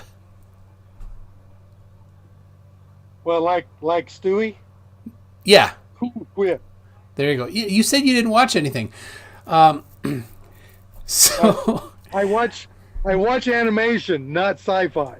Oh, okay. So not animated sci-fi like Futurama. So Hugh Jars. No, that's animation. Oh, animation trumps sci-fi. That's right. Okay. When it start getting out into space, that's when. What about the I don't Star Trek it. the animated series? No, because that's just too damn close to. Too damn close. Okay. What if they made an animated series of Red Dwarf? I don't know what Red Dwarf is. Oh, gonna have some Brits here are angry at you. Fortunately, most of them are asleep. Clive Wells will probably be upset. Okay. I would watch an animated series of out of the British version of Shameless. I don't know what that is. Have you seen any of the Shameless series here in the United States? Have you ever heard of it? I have not.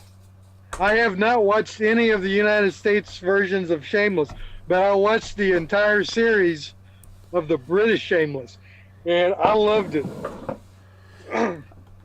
Okay. Yeah, if it wasn't for British TV, I would watch nothing. I almost watch nothing anyway. So, all right. Hugh Jars says you should refer to your house as the Toon Hole. I don't think MC Wife would vote for that.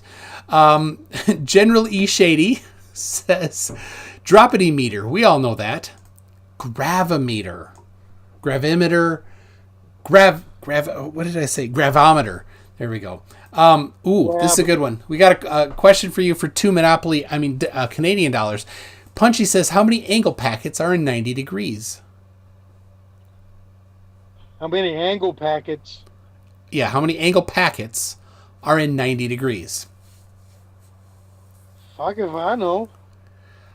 I if you're It's talking from. about a triangle, I don't get into the shit that deep. I don't think that's triangles. That's from Lemon Bird. Well, whatever it is, He might be the source of angle packets. Okay, we'll have to bring that to him. I know about angles, but I don't get into Angle packets. That's way over my head. I think Lemon Bird just don't let this get back to him. But I think he just made that crap up.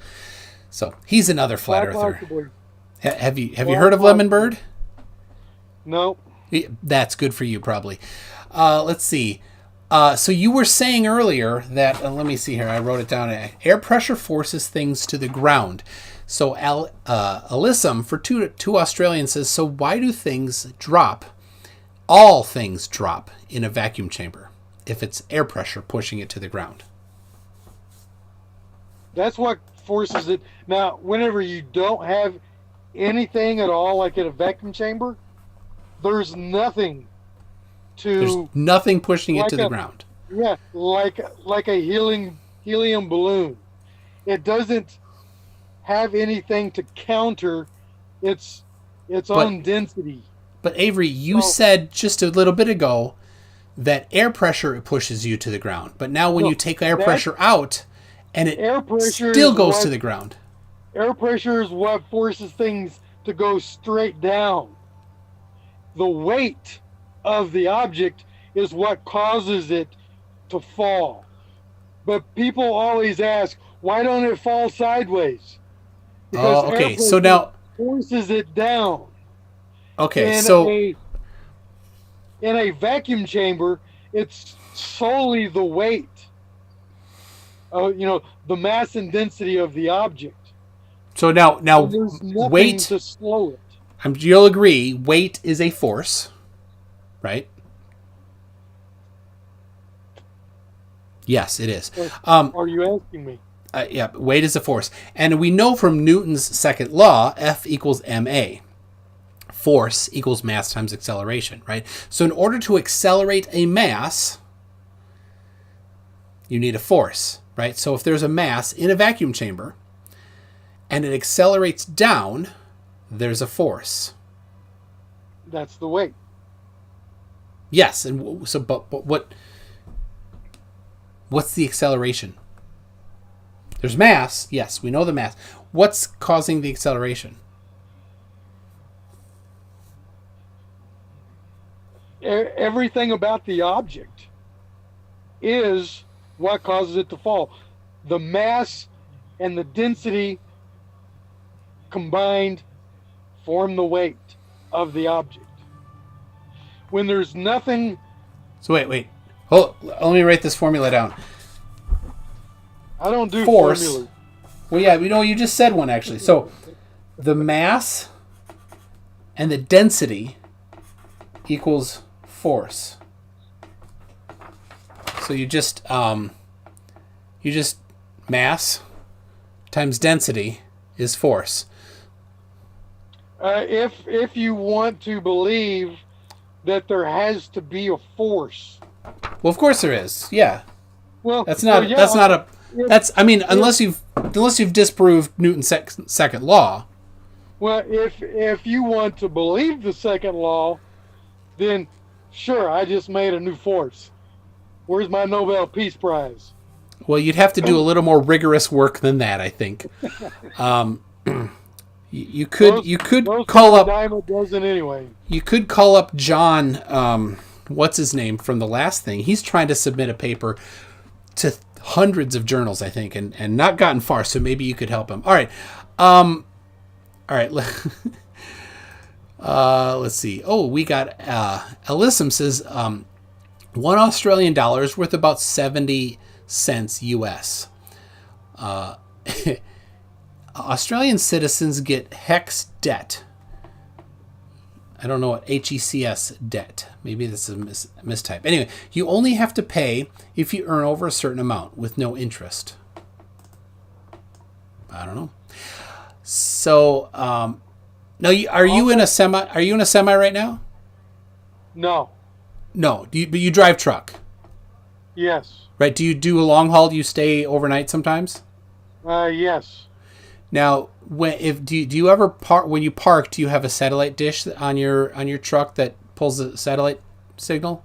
No, I if I want to watch any type of TV, I watch Pluto or Tubi. Okay. But do some truckers have? Yeah, some do. So Max Courtney is then wondering,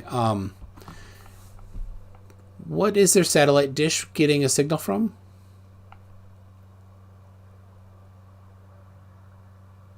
Are they asking me? Yeah. Land-based satellite dishes.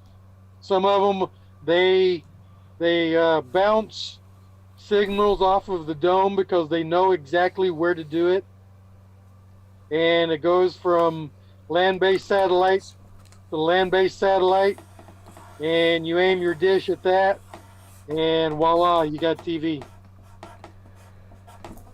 That's a lot of claims without evidence. I got it right here. Claims that I've really circled a lot. Okay. There you go, Max Courtney. Now you have the answer. Esteban Ilbaca for 1,000 claps. I'm only going to do one. Says, you can't feel gravity, says the guy stuck in a chair. There you go. It's not a question, so you don't have to answer it. Stringer News 1 says, can you have tire pressure if the tire's not in a container? The air is contained inside the tire. When the tire is the container, you get air pressure.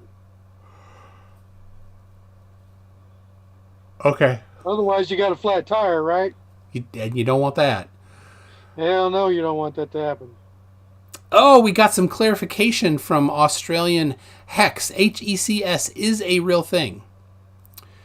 Basically, the government will pay your university fees until you earn at least $46,000 a year, and is then paid off as a tax on your paychecks. This scheme is called HECS. HECS. There you go. Sucks to be Australian, huh? Actually, it kind of sounds good. It's interest free, and then it's just a portion of your paycheck after that. Yeah, I would have loved for my school. I didn't have school loans for very long. I paid them off pretty quickly, but I paid interest on it, even though it was pretty small interest. I still have paid interest on it. I'd love to have zero interest on it. That's awesome. I didn't have to pay for my schooling. You paid for mine. United States Navy. Oh, GI Bill. And what college did you go to and major in? I did welding. Went to welding school. Okay, and how long is welding school? As long as you want to make it. I made it 2 years. Okay. 64 credit hours in 2 years. Okay, and what did you do in the Navy then? I was an aircraft mechanic. Oh, okay. Well, thank you for your service. I hope those planes are still in flight. Alyssum says, and then it's on to you, your thing. So he says, in a vacuum chamber, what gives the direction?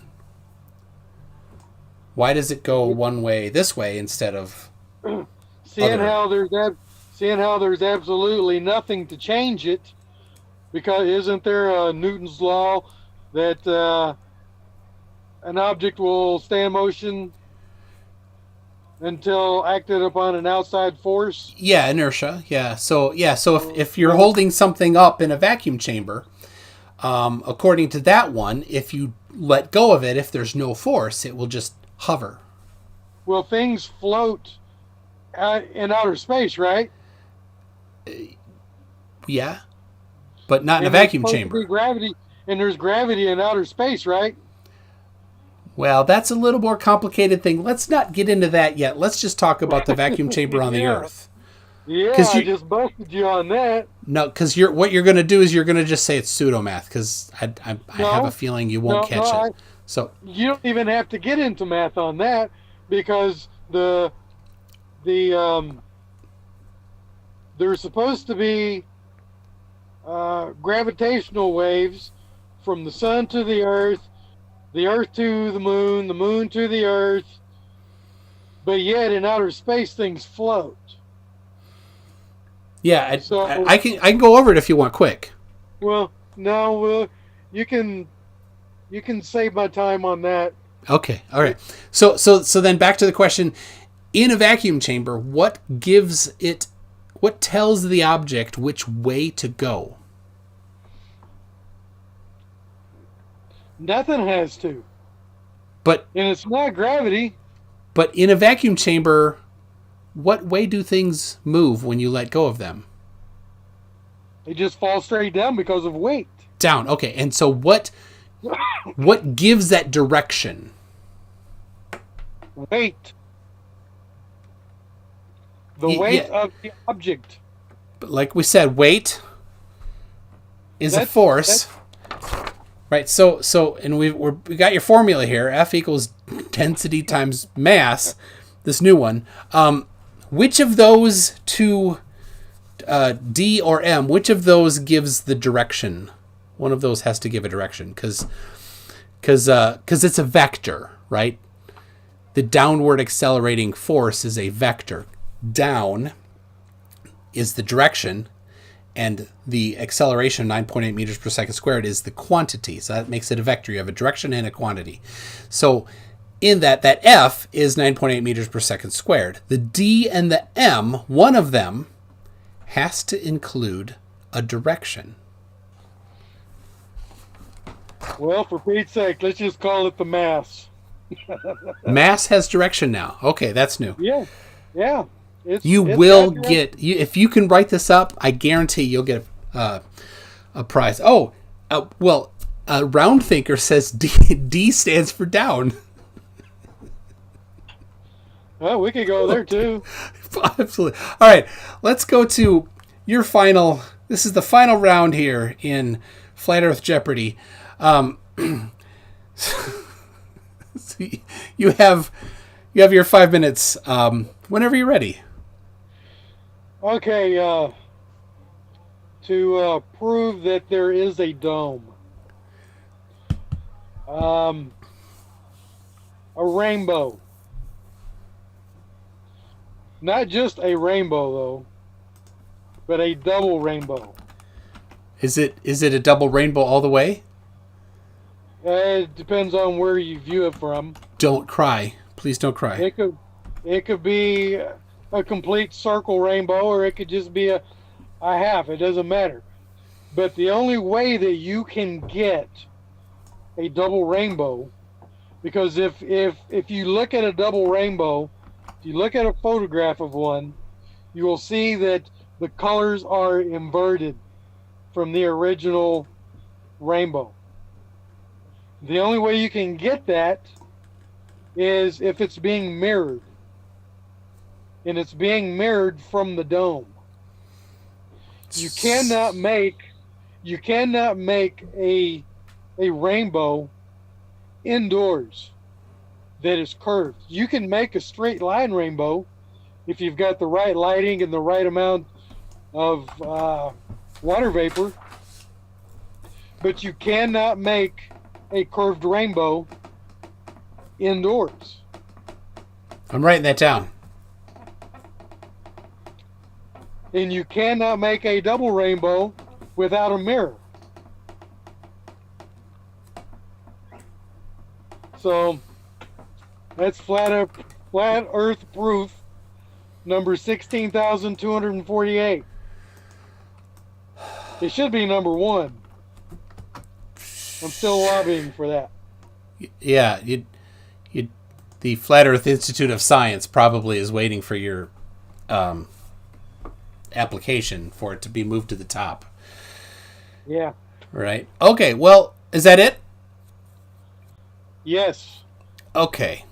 Well, all right. I'll stop the timer. So I said I wrote down, and let me get this quote. You cannot make a curved rainbow indoors. Yes. Okay. Unless you've got a mirror. Okay, Because unless you've got a mirror. it has got to be reflected.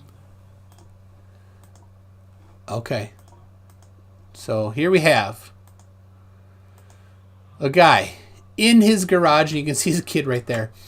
And he's got a single light there shining. Right? And here we go. You seen this? I can see a picture, but I All right. don't see a All right, rainbow. so I posted a video earlier. This is... All right. So I turned off his audio. Nobody can hear it. But it doesn't matter. So here goes. He's got it looks like a PVC pipe. He's got the one light there. See that? One light.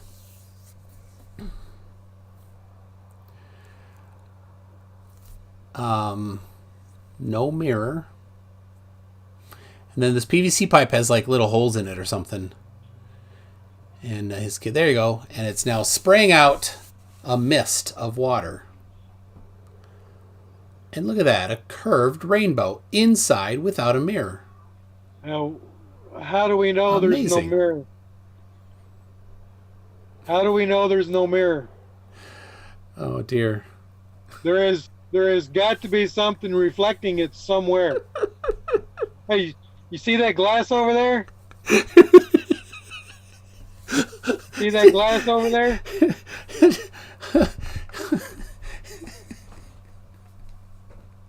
You cannot do that in a room with no windows, no glass He just did. whatsoever. Oh dear. Because it turns out to be flat. I've done it. There's a lot of things There you over go. there. There's a lot of things in there. There's There a you lot go. of glass that shows All right. reflection. Hold on just a second here. I gotta. All right. Yeah. Greta, good news. The turtles are safe. Avery just got the last straw. No more turtles will ever again eat straws because there's none left. So, good news. All right. We'll see you at the next party. All right. Bye. All right. Sorry. Didn't mean to interrupt you there. So. Yeah, you did. You cannot make a rainbow indoors But we just saw in a it. room without reflective properties in it. You cannot do it. It is flat. We just saw a curved one. Oh, There- dear. You see all the glass in there. It's got reflective properties. It just random glass makes it happen. Yeah, hey, Apparently. it doesn't take much. Do it in a room. You do it in a room with no glass. Just an empty room. Exactly the way he just did it, and you'll see that you cannot curve a rainbow. Oh. You can do trickery as much as you want, but I know better. I've done it. Oh, I mean, we just saw it. we just saw it happen. And you also saw glass all over the place. That is enough to reflect it. Oh, dear. I mean, I know better. I mean, your point about I gotta show this again. Your point about you can't have this without this or whatever. It's just a claim, right? It is the way it is because I say so is all it is. But you can't have a rainbow without glass. You didn't present any reason for believing that to be the case, right? You just said it. You also said about a double rainbow. You can't have a double rainbow without something, whatever. You just said it, but you didn't present any reason why that's the case. So, Well, anyway. it's hard for me to do it with just being on this cell phone. Actually, there's a double rainbow. Holy cow, hold on a second. That's because it's being reflected. There's a double rainbow all the way. People, don't cry. It's Don't being cry just because it's a double rainbow all the way. And look at the colors. They're inverted. That's because it's being reflected. Ipsy Dixit. There is no other way you can get a double rainbow unless it's being reflected. Is that rainbow? Is that saying period at the end doesn't make it any more true, though. No, that's just the end of story. It cannot be a double rainbow. But why? Unless it's being reflected. Why is that the case? Try it yourself. No. You've said. That's the thing, Avery. Like you said, I know you're just repeating it from somebody else, right? But and I think that you don't actually understand why. I just told you I have done this indoors with just bare walls, no glass, no nothing, just an empty room, doing pretty much exactly what they did, except we had a fogger, and you saw a straight rainbow. It was a flat rainbow. Was it straight? Would you say it was? Flat, so it was flat means straight. Straight rainbow, as opposed to this not straight rainbow. It was not a curved rainbow. It was straight, flat, and we could not get a double rainbow no matter which way we moved the light. So, seriously, like straight rainbow, gay rainbow, can't we all just get along? Right? Hey, I don't care what your sexuality is. So, anyway, let me just grab one more thing. You said something about a double. I don't know why. Again, you just said it. You didn't really give a reason for why this is the case. You just said it can't be a double rainbow without a reflection, right? But I don't know why that would be the case. But there it is. How else are the colors going to be inverted if it's not reflected? It's reflected off the inside of the water droplets. What? That's how rainbows happen. A double rainbow. It's been explored a lot. Now you can pseudo explain it away all you want, but you ain't gonna get that crap by me. Because your math cannot be debunked. I've done this indoors, and without reflection, you cannot get a curve. You cannot get a double. Sure. So this guy here has a fifth order rainbow. So you only see the odd ordered rainbows when you're looking away from the light source. Do you know that?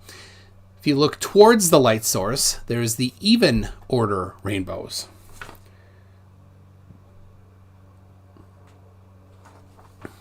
So anyway, here is a picture of a fifth order rainbow. Kind of cool. So anyway,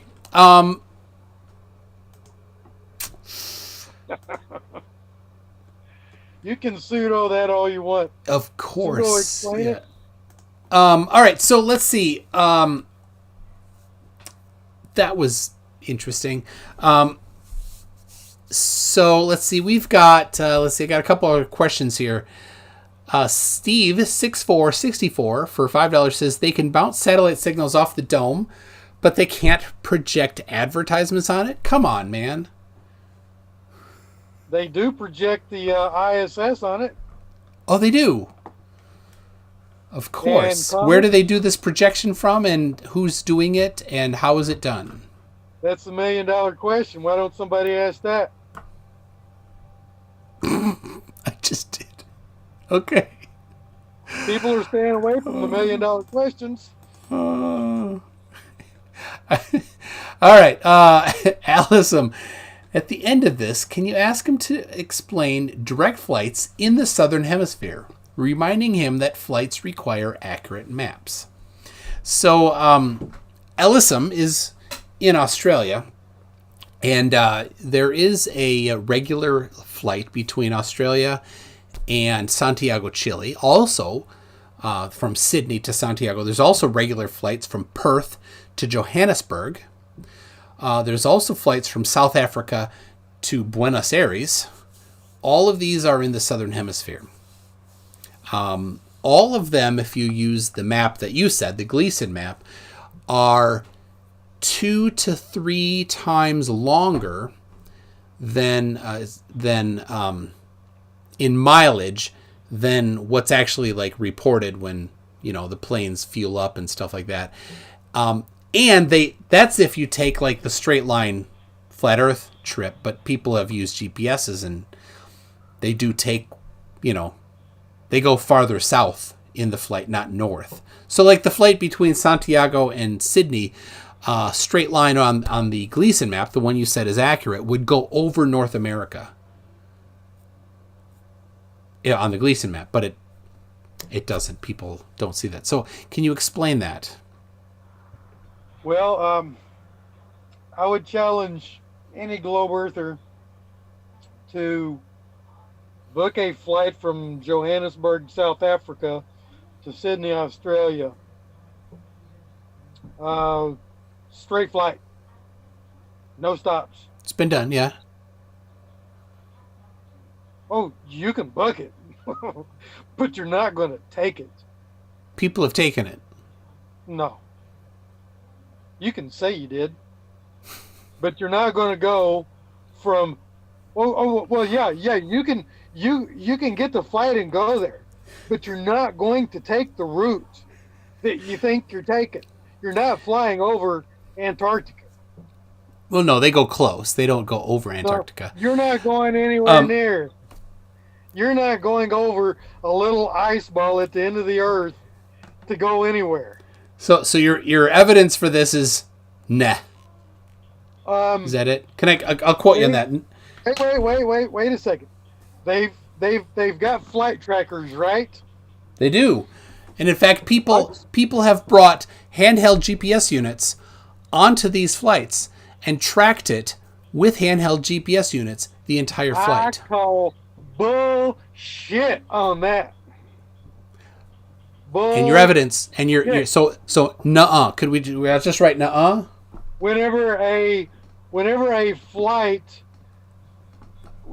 you see a flight that is supposed to go from Sydney, Australia to Johannesburg, South Africa, take off on a flight tracker about 30 minutes after, or sometimes even quicker than that, it disappears from the tracker and then it reappears 15, 30 minutes before it lands. Yeah, they don't want you to know where it's going. So Avery, you should update your information on that. They track it the whole way now.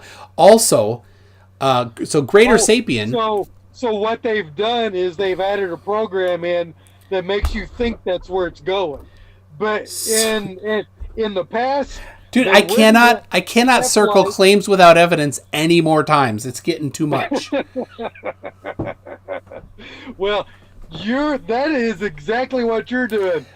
Whenever they have pseudo fixes for all these holes that were punched in it long ago, that's what you're here for. I know exactly what globe turds are all about.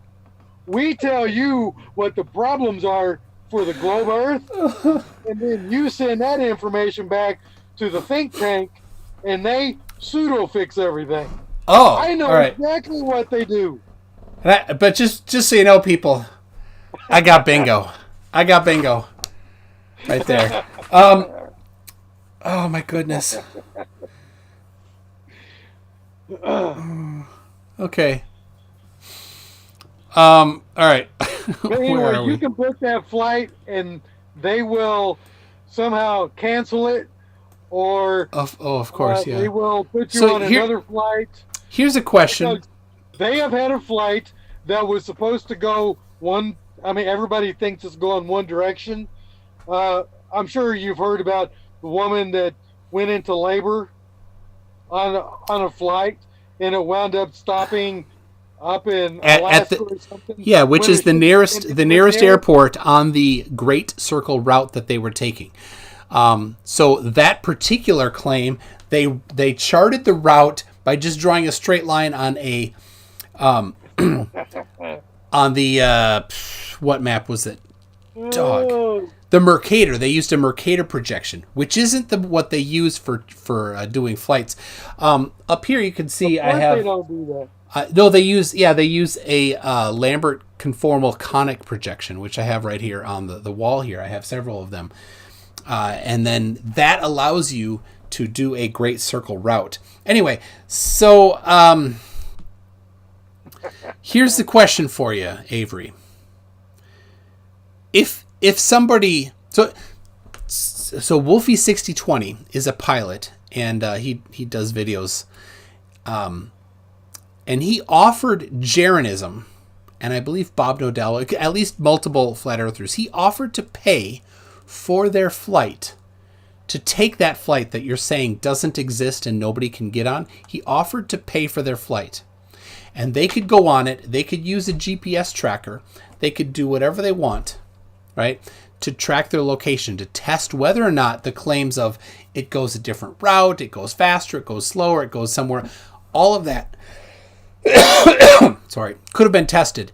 They said no. Would you take that opportunity? This is something here that I proposed back in 2016, whenever I was researching polar circumnavigation of the Earth from the North Pole to the South, straight back up to the other side, without any east-west action, nothing. What I proposed was to commandeer an airplane, put video cameras on the belly of it so you can see the terrain of the Earth. So when you're flying along, you can see exactly where you're flying over, and take the polar navigation all the way around the ball Earth. And that right there would either end the flat Earth conversation forever, or we would all be on the ball. But whenever I was researching these polar navigations, the only thing that I ever found was east to west polar navigation. Well, you didn't look very hard, because there have been many. Oh, trust me, I did. I went through hundreds of pages of Google searches trying to find something. And the only thing I could ever find, and then there was never any supporting evidence like receipts, passports, because they had to land to get fuel. There was never any type of evidence to support it. But the routes that they would map out went from east to west in a circle, as if the Earth was flat and they just went around as in a circle around the ice wall. There was no north to south, straight back up to the North Pole. There was absolutely nothing. Now is a different story. There's a whole lot of stuff in there now, stuff that wasn't there 4 or 5 years ago. So, and I will guarantee you, I spent 6 months worth of searching. Yeah, I could have saved you 6 months. Pan Am Flight 50, they did it. When? It was quite a few years ago. When? Let's see. Just a second, I'll get it. It was, I believe, in the 70s even. Pan Am Flight 50. 54 hours. 1977. So there you go. The only way I would believe any of that is if I saw the aircraft records. Okay, so here's Avery. Let me ask you this. let me just challenge you with this. You have a very, very inconsistent standard of evidence. You think the dome exists, having never seen it, having no evidence for it, having no receipts for it, having no video of it, having absolutely nothing for the dome, right? And there is an abundance of evidence for Pan Am Flight 50, for One More Orbit, for, A Man, a Plane, and a Dream, 1971, round the world flight by Elgin Marion Long in a Piper Navajo, flew around the Earth, pole to pole. And Star Trek is real, right? So here's the deal. Your standard of evidence when it supports flat Earth is basically nothing. Anything that anybody says, you're like, yep, I totally take it. And if it's ever anything against it, your standard of evidence is, I don't care what the hell it is, it's not enough. That's a very inconsistent standard of evidence. You have a total misconception of what I feel is absolute concrete evidence. But your base concrete evidence is nothing, actually. It's I base nothing. what I believe is mostly on my own observations. But whenever I did that rainbow thing in my garage with absolutely nothing that could be reflective at all, nothing, and I got a flat rainbow, that right there is what told me that the rainbow was being reflected from a dome. Maybe the rainbow was prepubescent. I didn't check it if there was down there hair or not. But as far as a flight, I even said that if they could provide me proof, aircraft logs, because I know a little bit about what airplanes have. The FAA is no joke about aircraft maintenance, and you can't just fly forever and never have maintenance done. There's got to be fuel receipts. There's got to be passport stamps, maintenance logs. There's so much evidence that could be compiled on a polar circumnavigation of the Earth. And to not have any, to not provide a shred of evidence other than a story. All right. So, all of these things that you're asking for have been done. I sent you the link to the website for One More Orbit, the recent one that happened. There was a live stream of the entire event. So I'd love to pick that apart. I sent it to you so you could pick it apart yourself on your own spare time. So General E. Shady is asking. He asked the same question twice. He's so curious about it. How do tides work without gravity? And he spelled it your way. The sun and the moon are electromagnetic. I knew that. It's not how it works, really? But that's fine. Why didn't you answer that then? Because it doesn't make any sense. It's just fun to listen to you say something silly. It doesn't make any sense whenever you have to factor in gravity and pseudoscience. Here's the thing. If it's electromagnetism, we could measure that. And you can't? There is no... No, because you don't want to. No. You go ahead, provide the measurements. You won't find any. If it was electromagnetism, then compasses would be constantly varying all the time. High tide to low tide. Compasses would be going all over the place. Compasses only work for magnetic north, and that's the North Pole. Period. Whoa, hold on a second. Do you think hold it? Did you just claim monopole magnets? Dude, that's another Nobel Prize. What's that? You just claimed monopole magnets. That's another Nobel Prize on your way. I said magnetic north. Yeah, you said it only goes to magnetic north. Are you saying there is no such thing as magnetic south? Is there? Well, of course there is. There is no such thing as a monopole magnet on a large scale. It's never been seen. Well, actually, I might have misspoke on that. There's north. Wait, let's see. Magnetic north is the one that changes, because you can take a rock and you can see where the magnetic north was when that rock was formed. Right? Yeah. Am I correct? You are. Okay. So magnetic north is the one that is the one that changes.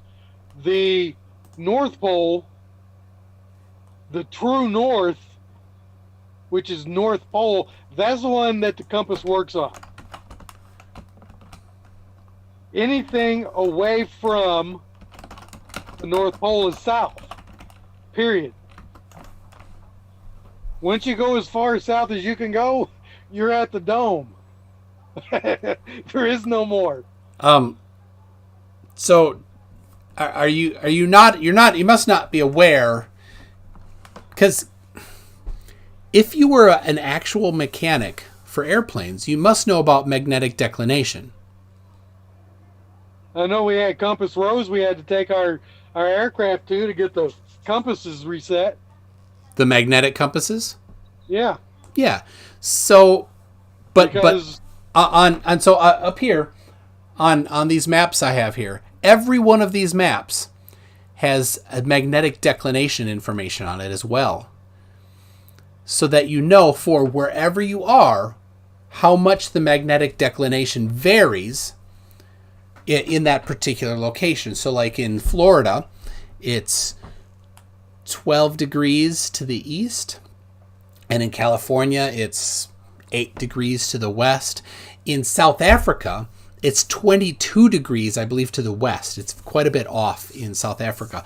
Part of the reason why people had trouble sailing around there way back. So people know where the declination is. People also know, because you need it for aircraft flight, where the actual South Magnetic Pole is. The South Magnetic Pole is not even in Antarctica. It's in the water south of Australia. That's where the South Magnetic Pole is. That is the ice wall. No, it's in the water, actually. It's not even at Antarctica. It's in the water. So the South Magnetic Pole Antarctica is not an island at the bottom of a ball of Earth. I'm not talking about that. I'm telling you where the South Magnetic Pole is. And if you did anything with aircraft flight, you're not getting away from understanding where Earth's magnetic poles are and how they act. Right? So here's the other thing about it. You know what magnetic inclination is? Well, there's a rise in magnetism. I mean, that's what inclination means. It's the angle of the magnetic field vertically, not just horizontally, right? So yeah, if I take a compass, the needle goes like this, right? If I take a magnetic inclinometer, right, it twists this way, right? And so you align it north-south so that it can go this way. In Minnesota, it tips down a certain amount. South of here, it tips down less. North of here, it tips down more. And then once you get to part way between the north and south magnetic poles, it's even. And then as you go farther south, it starts tipping the other direction. That's what I said, a rise. Yeah. There's so inclination and inclination. Yeah. So rise and a fall. So the problem is that a lot of flat earthers say that the center is north, magnetic north, and everywhere out from the center is magnetic south. That doesn't work, because we've measured that, and the inclination matches, in fact. If that was the case, where it's just, because they say it's just a single magnet north here, south here, that right? That doesn't match the inclination. So can we all just book an airplane, fit it with cameras? sure, televise it. go We ahead. can televise it. We can charge a fee for a But- pay-per-view fee to pay for the whole thing. It's And- been done, and you'll Well- just reject it. Well, once I pick it apart, because I scrutinize to the maximum. I don't let it. I mean, if it looks fake, because they've got some programs out there that'll make you think you're flying over, and you're not. I've had some flight simulator programs that look damn near like it's real. So now these airplanes you worked on, I don't know if it's worth going into it. They had to aircraft, they had to create. F-18 Hornets. Okay. So you never dealt with their flight paths, their navigation, did you? I was not a pilot, no. Yeah. Okay. All right. Let's keep moving here. Big Daddy Sheep NZ. He's from New Zealand. He's a new member. Thank you very much. Big Daddy Sheep NZ. We got Glober Mom for $5 says, for Avery, can rainbows read? Fuck, I know. Well, What kind of stupid question is that? take a look. It's in a book. The Reading Rainbow. Durr. Geordie LaForge. There we go. Need to give that last guy a cookie and a glass of milk. That's Because Glober Mom. Retarded. That's Glober Mom. That's not Glober Guy. Well, that was retarded. Reading Rainbow is a TV show with starring Geordie LaForge. Don't diss Geordie LaForge. He can see neutrino beams with his visor. All right. Let's see. Alyssum says, I have a full Skittle rainbow in a plastic bowl. No mirrors. So how do you beat that? Durr. Alyssum for $5 again says, so how do they make my flights always be punctual and take the right time? Flown from Santiago twice a year for the past 5 years. Durr. What am I supposed to say? You're supposed to try to be analytical about it, right? You're like, I analyze everything. Here's the deal. People really take those flights. You can't say they don't, because people do. There's thousands of people that have taken it. I'm not saying that these flights don't exist. What I'm saying is these flights that are supposed to fly over or even near an ice island called Antarctica, that doesn't happen. Just saying it doesn't actually make it not happen. Put a camera on the bottom of one of those planes that take that flight. It's that standard of evidence problem again. Okay, so no answer to that. Okay, that's fine. Because Stringer News 1 says, all excuses, no solutions. And a frowny face. Hey, anybody that's taken one of those flights, have they stared out the window and watched this ice island called Antarctica go by the wayside as they flew by it? Yeah, they have. There's videos of it. People like, hey, everybody, look, there's the ice flow. Look out that window here. Whichever side depends on where they're going, right? And how do you know you're not flying over the North Pole? Well, because you'd notice if you went over North America. Or how do you know you're not even flying over the damn ice wall? It doesn't make any sense. Oh, yeah, it does. Oh. If you don't know exactly where you're at, yeah, you can be fooled into anything. Yeah. I mean, of course, your GPS would have tell you something. taken any of those flights? No, and therefore they don't exist, like France doesn't exist. So you're taking the word of people that you don't even know. Absolutely. The France, and I'm going to stop. France stopped existing now. I've never been there. And anybody that says France exists, I don't believe you. You're full of crap. I have never said that no place like France or England or I've been to England, so it exists. I've been to Australia, but I don't believe it. But I Doesn't could exist. not tell you. I could not tell you exactly where on earth I was when I was in Australia. I believe you. Okay, so General Shady kind of went over what I already did. He said aircraft engineer, his pilots would tell him, yeah. I mean, they have to chart their routes, and they use maps like these here. So, let's see. Truth nerds. I told you, we got a nerd herd here in the live chat. Truth nerds for 10 euros says, whenever flat earthers propose a test to end the discussion and the result contradicts their fantasy, they go straight to arguing it away. Don't make claims you wouldn't stand by, Avery. I stand by everything I say.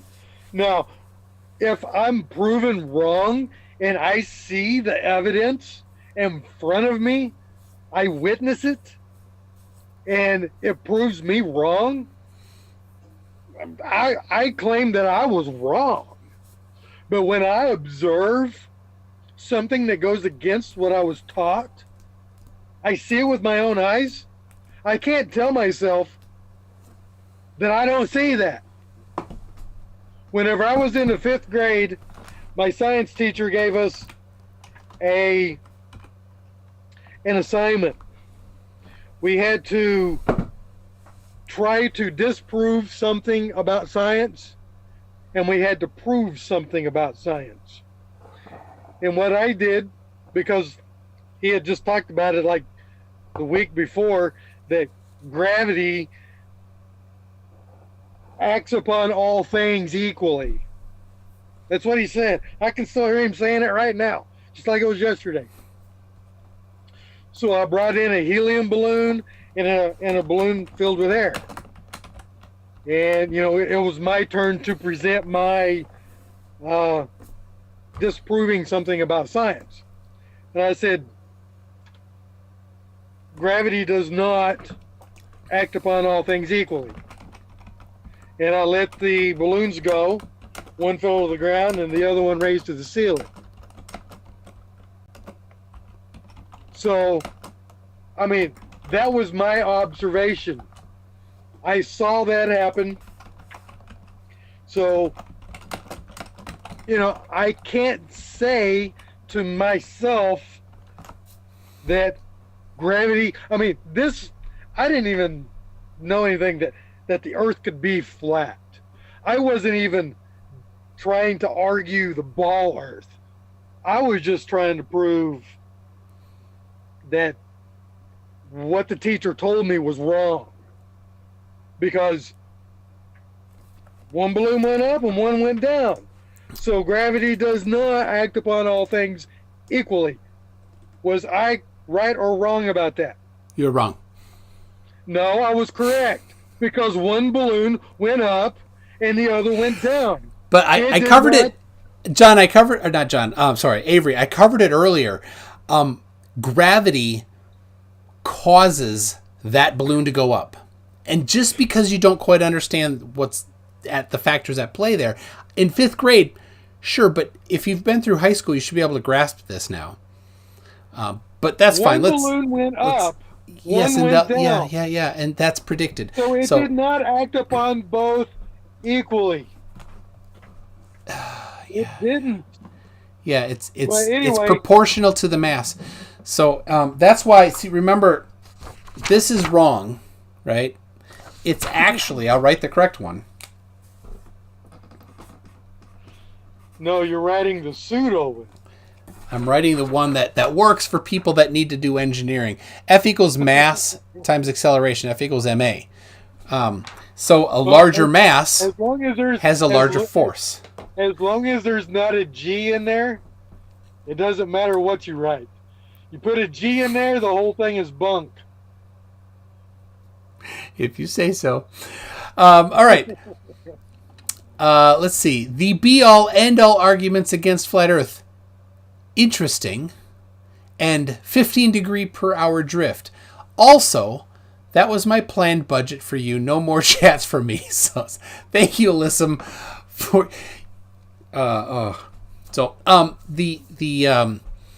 here's the deal.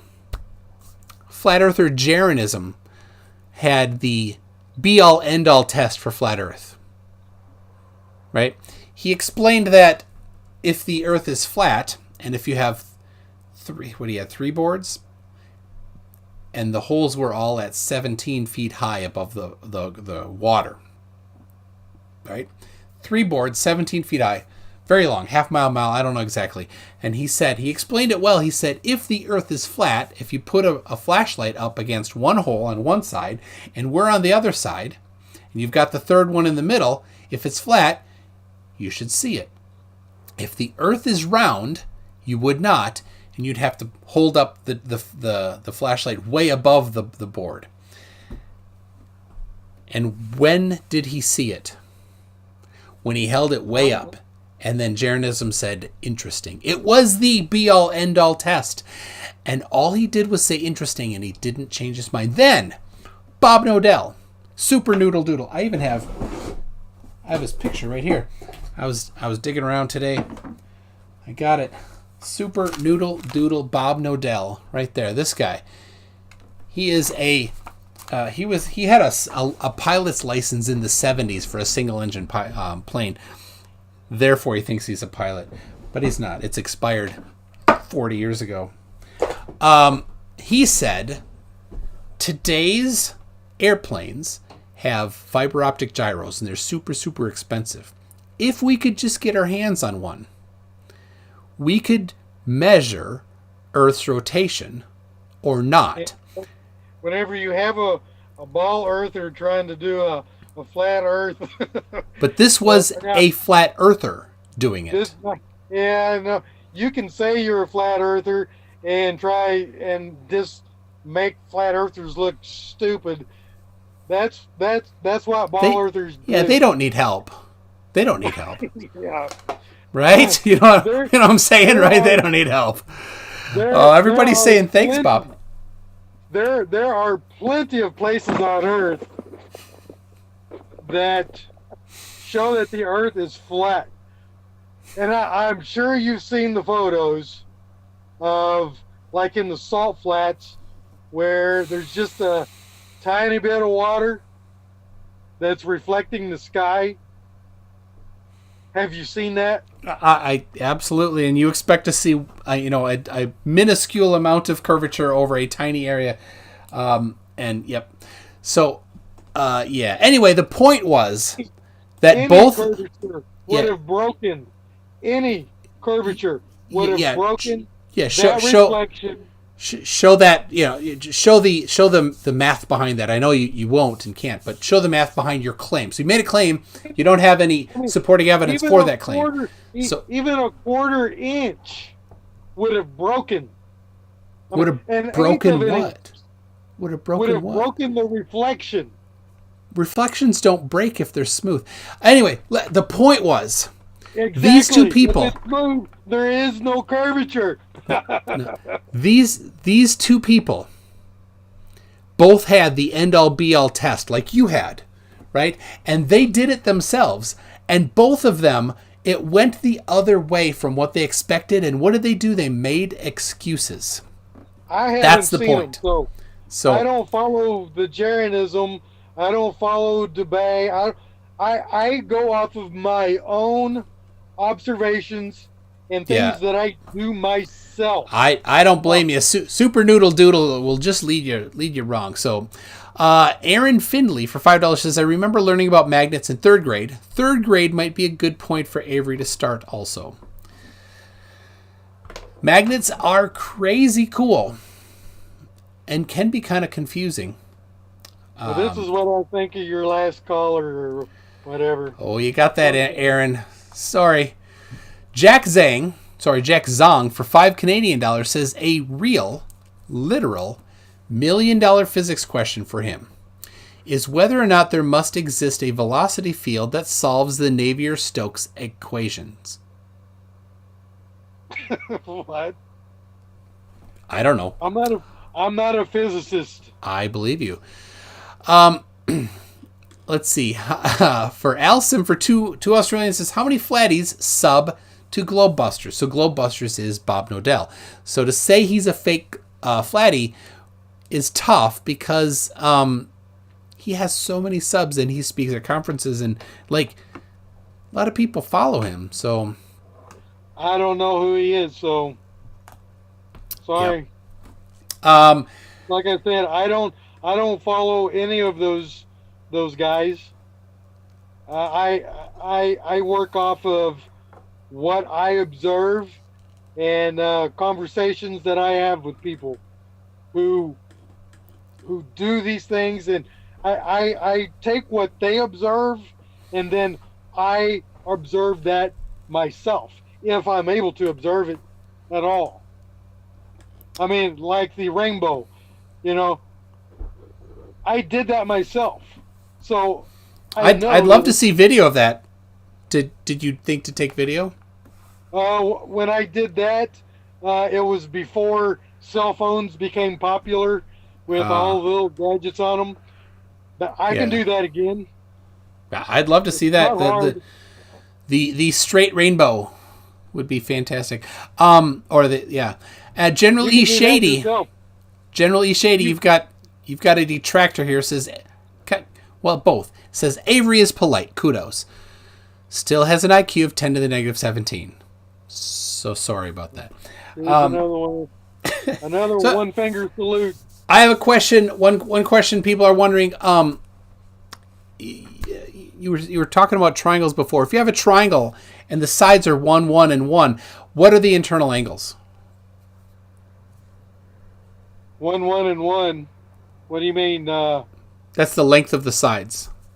1 inch by 1 inch by 1 inch. Whatever units you want.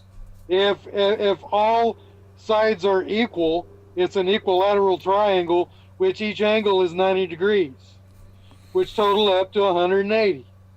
Basic shit. Yep. So let me write that down. 100. You should already know that. Well, no, this is new for me. The sides, I'll have to, yeah.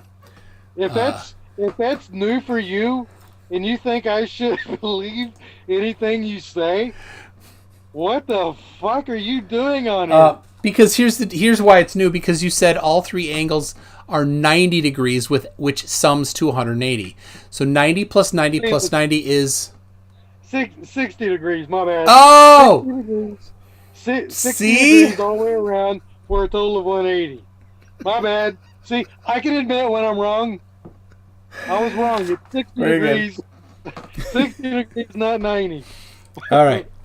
I have one more question, and then we're gonna. I think we can wrap it up here. I got one question for you when you're done with this. Okay. So if you have 3 ice creams and I take 5 away, what happens? That means I need to go get 2 more ice creams. Oh, very good. You passed that. Okay, what's your what's your question? Yeah. Of all of the flat Earth proofs that you've ever heard, what is the one that you find absolutely the most difficult to explain away?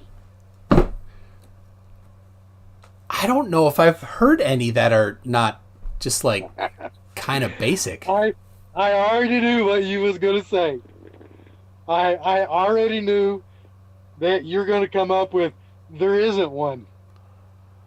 But in your heart, if you was I to don't be know. honest, if you was to be honest, you would have one. I mean, I can come up with one for you. Go ahead. I probably already have something in my Evernote to address it.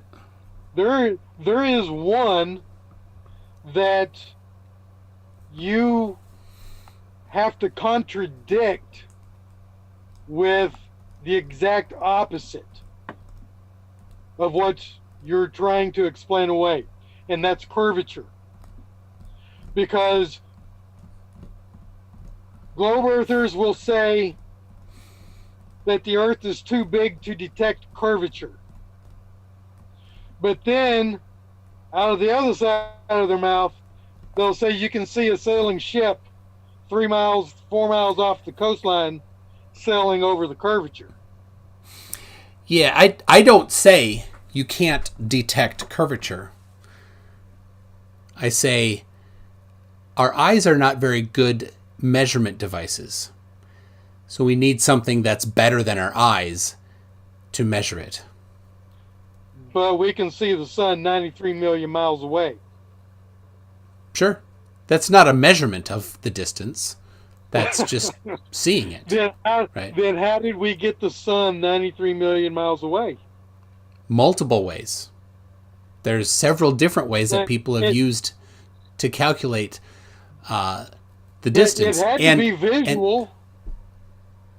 Yes, based on visual stuff, but not based on our eyes' visual acuity, right? So you can use, like I said, a theodolite to measure angles. People have used the transit, I think the transit of Venus across the sun. People have used the angle to the moon. People have bounced radar. I love this one. Bounced radar off the sun, and the amount of time it took to come back. Because we know how fast radar travels. So there's lots of different ways that people have done it, and they all agree that's what's fantastic about it. Because if you do one measurement of something that's challenging, right, then you're like, well, I don't know. It'd be good to get some confirmation. We can look over your numbers. We can do stuff. But, then let's use a totally, completely different way to measure it. And if we get numbers that are the same, hey, that's pretty stinking good. If we do it a third and a fourth and a fifth time with all different mechanisms and they all agree, that's pretty stinking good. Then you get this high level of confidence. But all of those different ways, like using the transit of Venus and Mars, and you don't know how far Venus and Mars are away. You don't know how big they are. Of course, previous to measuring the distance to the sun, they had measured the distance to Venus and measured the size of Venus using different methods as well. So here's the deal. What that does is that also confirms the accuracy of the size of Venus and the distance to Venus, because if we use previous measurements of the size and distance to Venus and use that to get the distance to the sun, and then use something completely different and also get the distance to the sun and it's accurate, that tells us that our distance and size of Venus was very good as well. So basically what you just said was 2 wrongs make a right. 2 wrongs don't make a right, and if one is wrong, then they won't agree. But so it's what I said is 2 rights make a right.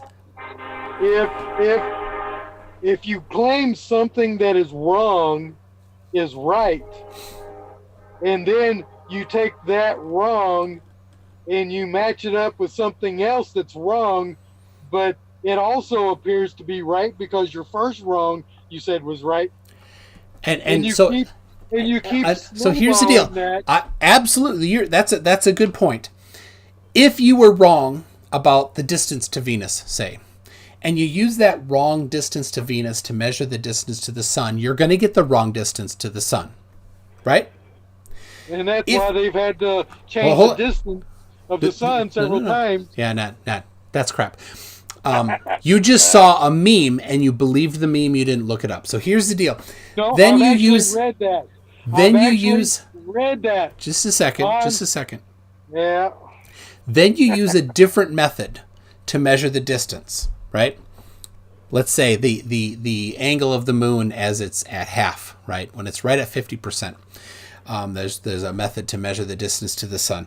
So if you use these two different methods, one is wrong, distance to Venus, and you get the distance to the sun, which then must also be wrong. And then you use a completely unrelated way to get the distance to the sun. If it also agrees, then both of them must be wrong in very different ways, which definitely is a possibility. So then you do it a third way, and a fourth way, and a fifth way. And what happens is, after you've done it multiple times with different methods, the likelihood that all of them are wrong and all of them simultaneously wrong, giving the same answer, is so small that you don't even that it's ridiculous to even consider, because it's right. It's already just two of them agreeing is ridiculous. So anyway, that's how you can do that. But I think we can move along. It's been over 3 hours, and I heard the train go by. For the second time. Yeah. Well, Avery, you have been very polite. Thank you for that. Certainly, a lot of these go south immediately, so I appreciate your.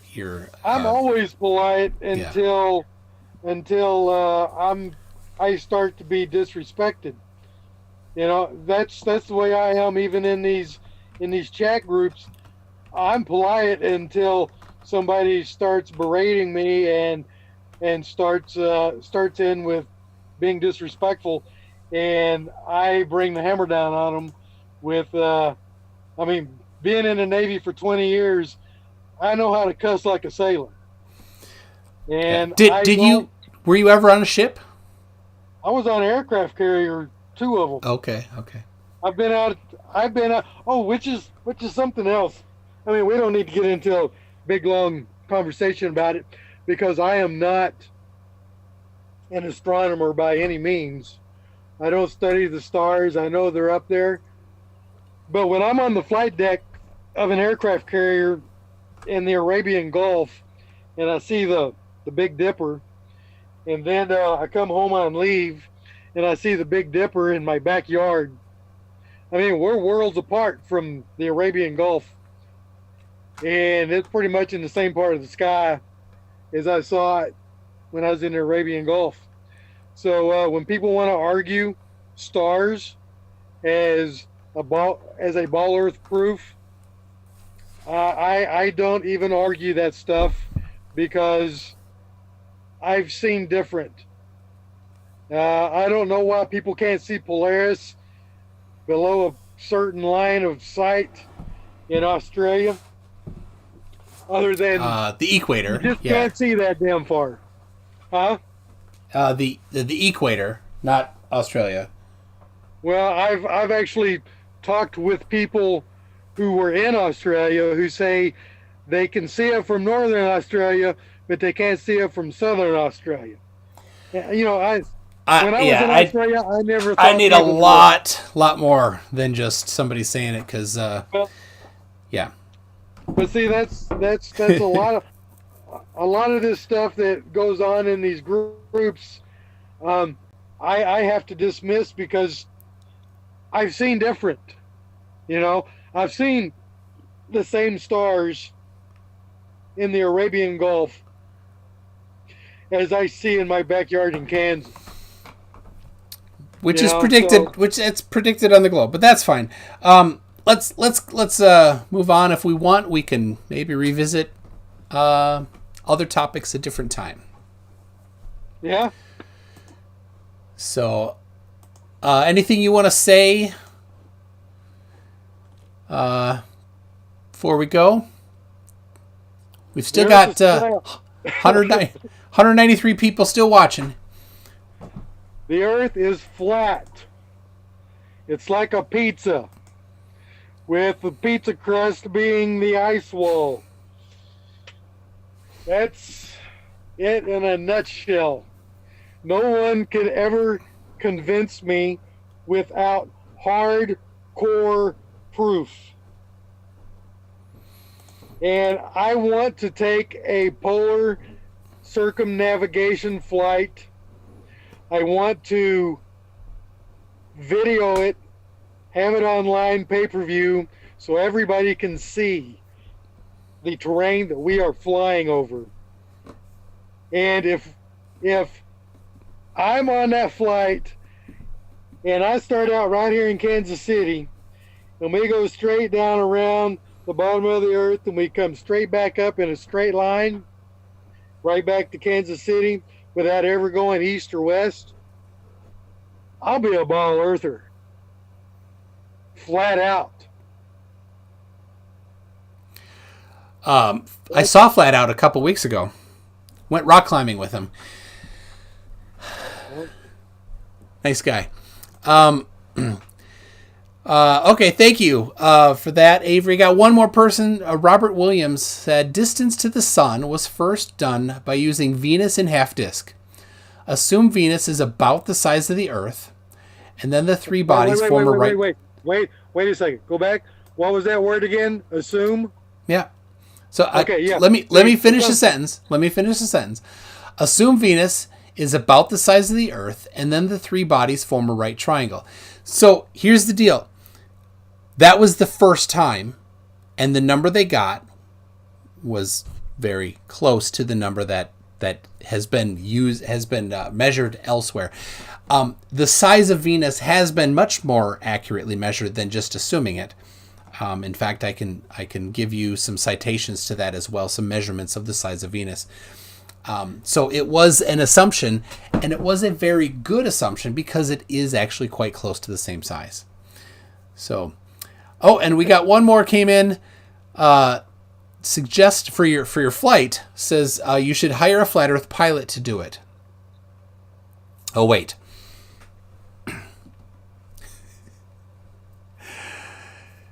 There aren't any flat Earth pilots because you have to use maps like these. You have to use maps like these. There are pilots who say the Earth is flat. And I say this every time somebody says that. Hook me up. I'll get them on, but never has a pilot said, yeah, I'll talk to you. So, anyway. Just like all astronauts say they went to the moon. They can't tell us they didn't. They got them by the balls. He was on the moon. Anyway, thank you, Avery. Yeah. Thank you, Avery. If anybody's interested, Avery Walters on Facebook. You could engage with him there. Be nice. He was nice. I think it's only fair. So,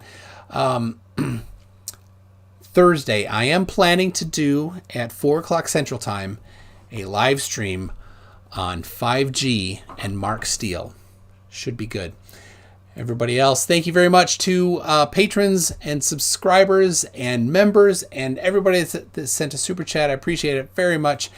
I'm going to be getting a new camera here pretty soon, and your support helps make that possible. So we'll see you all later. Bye.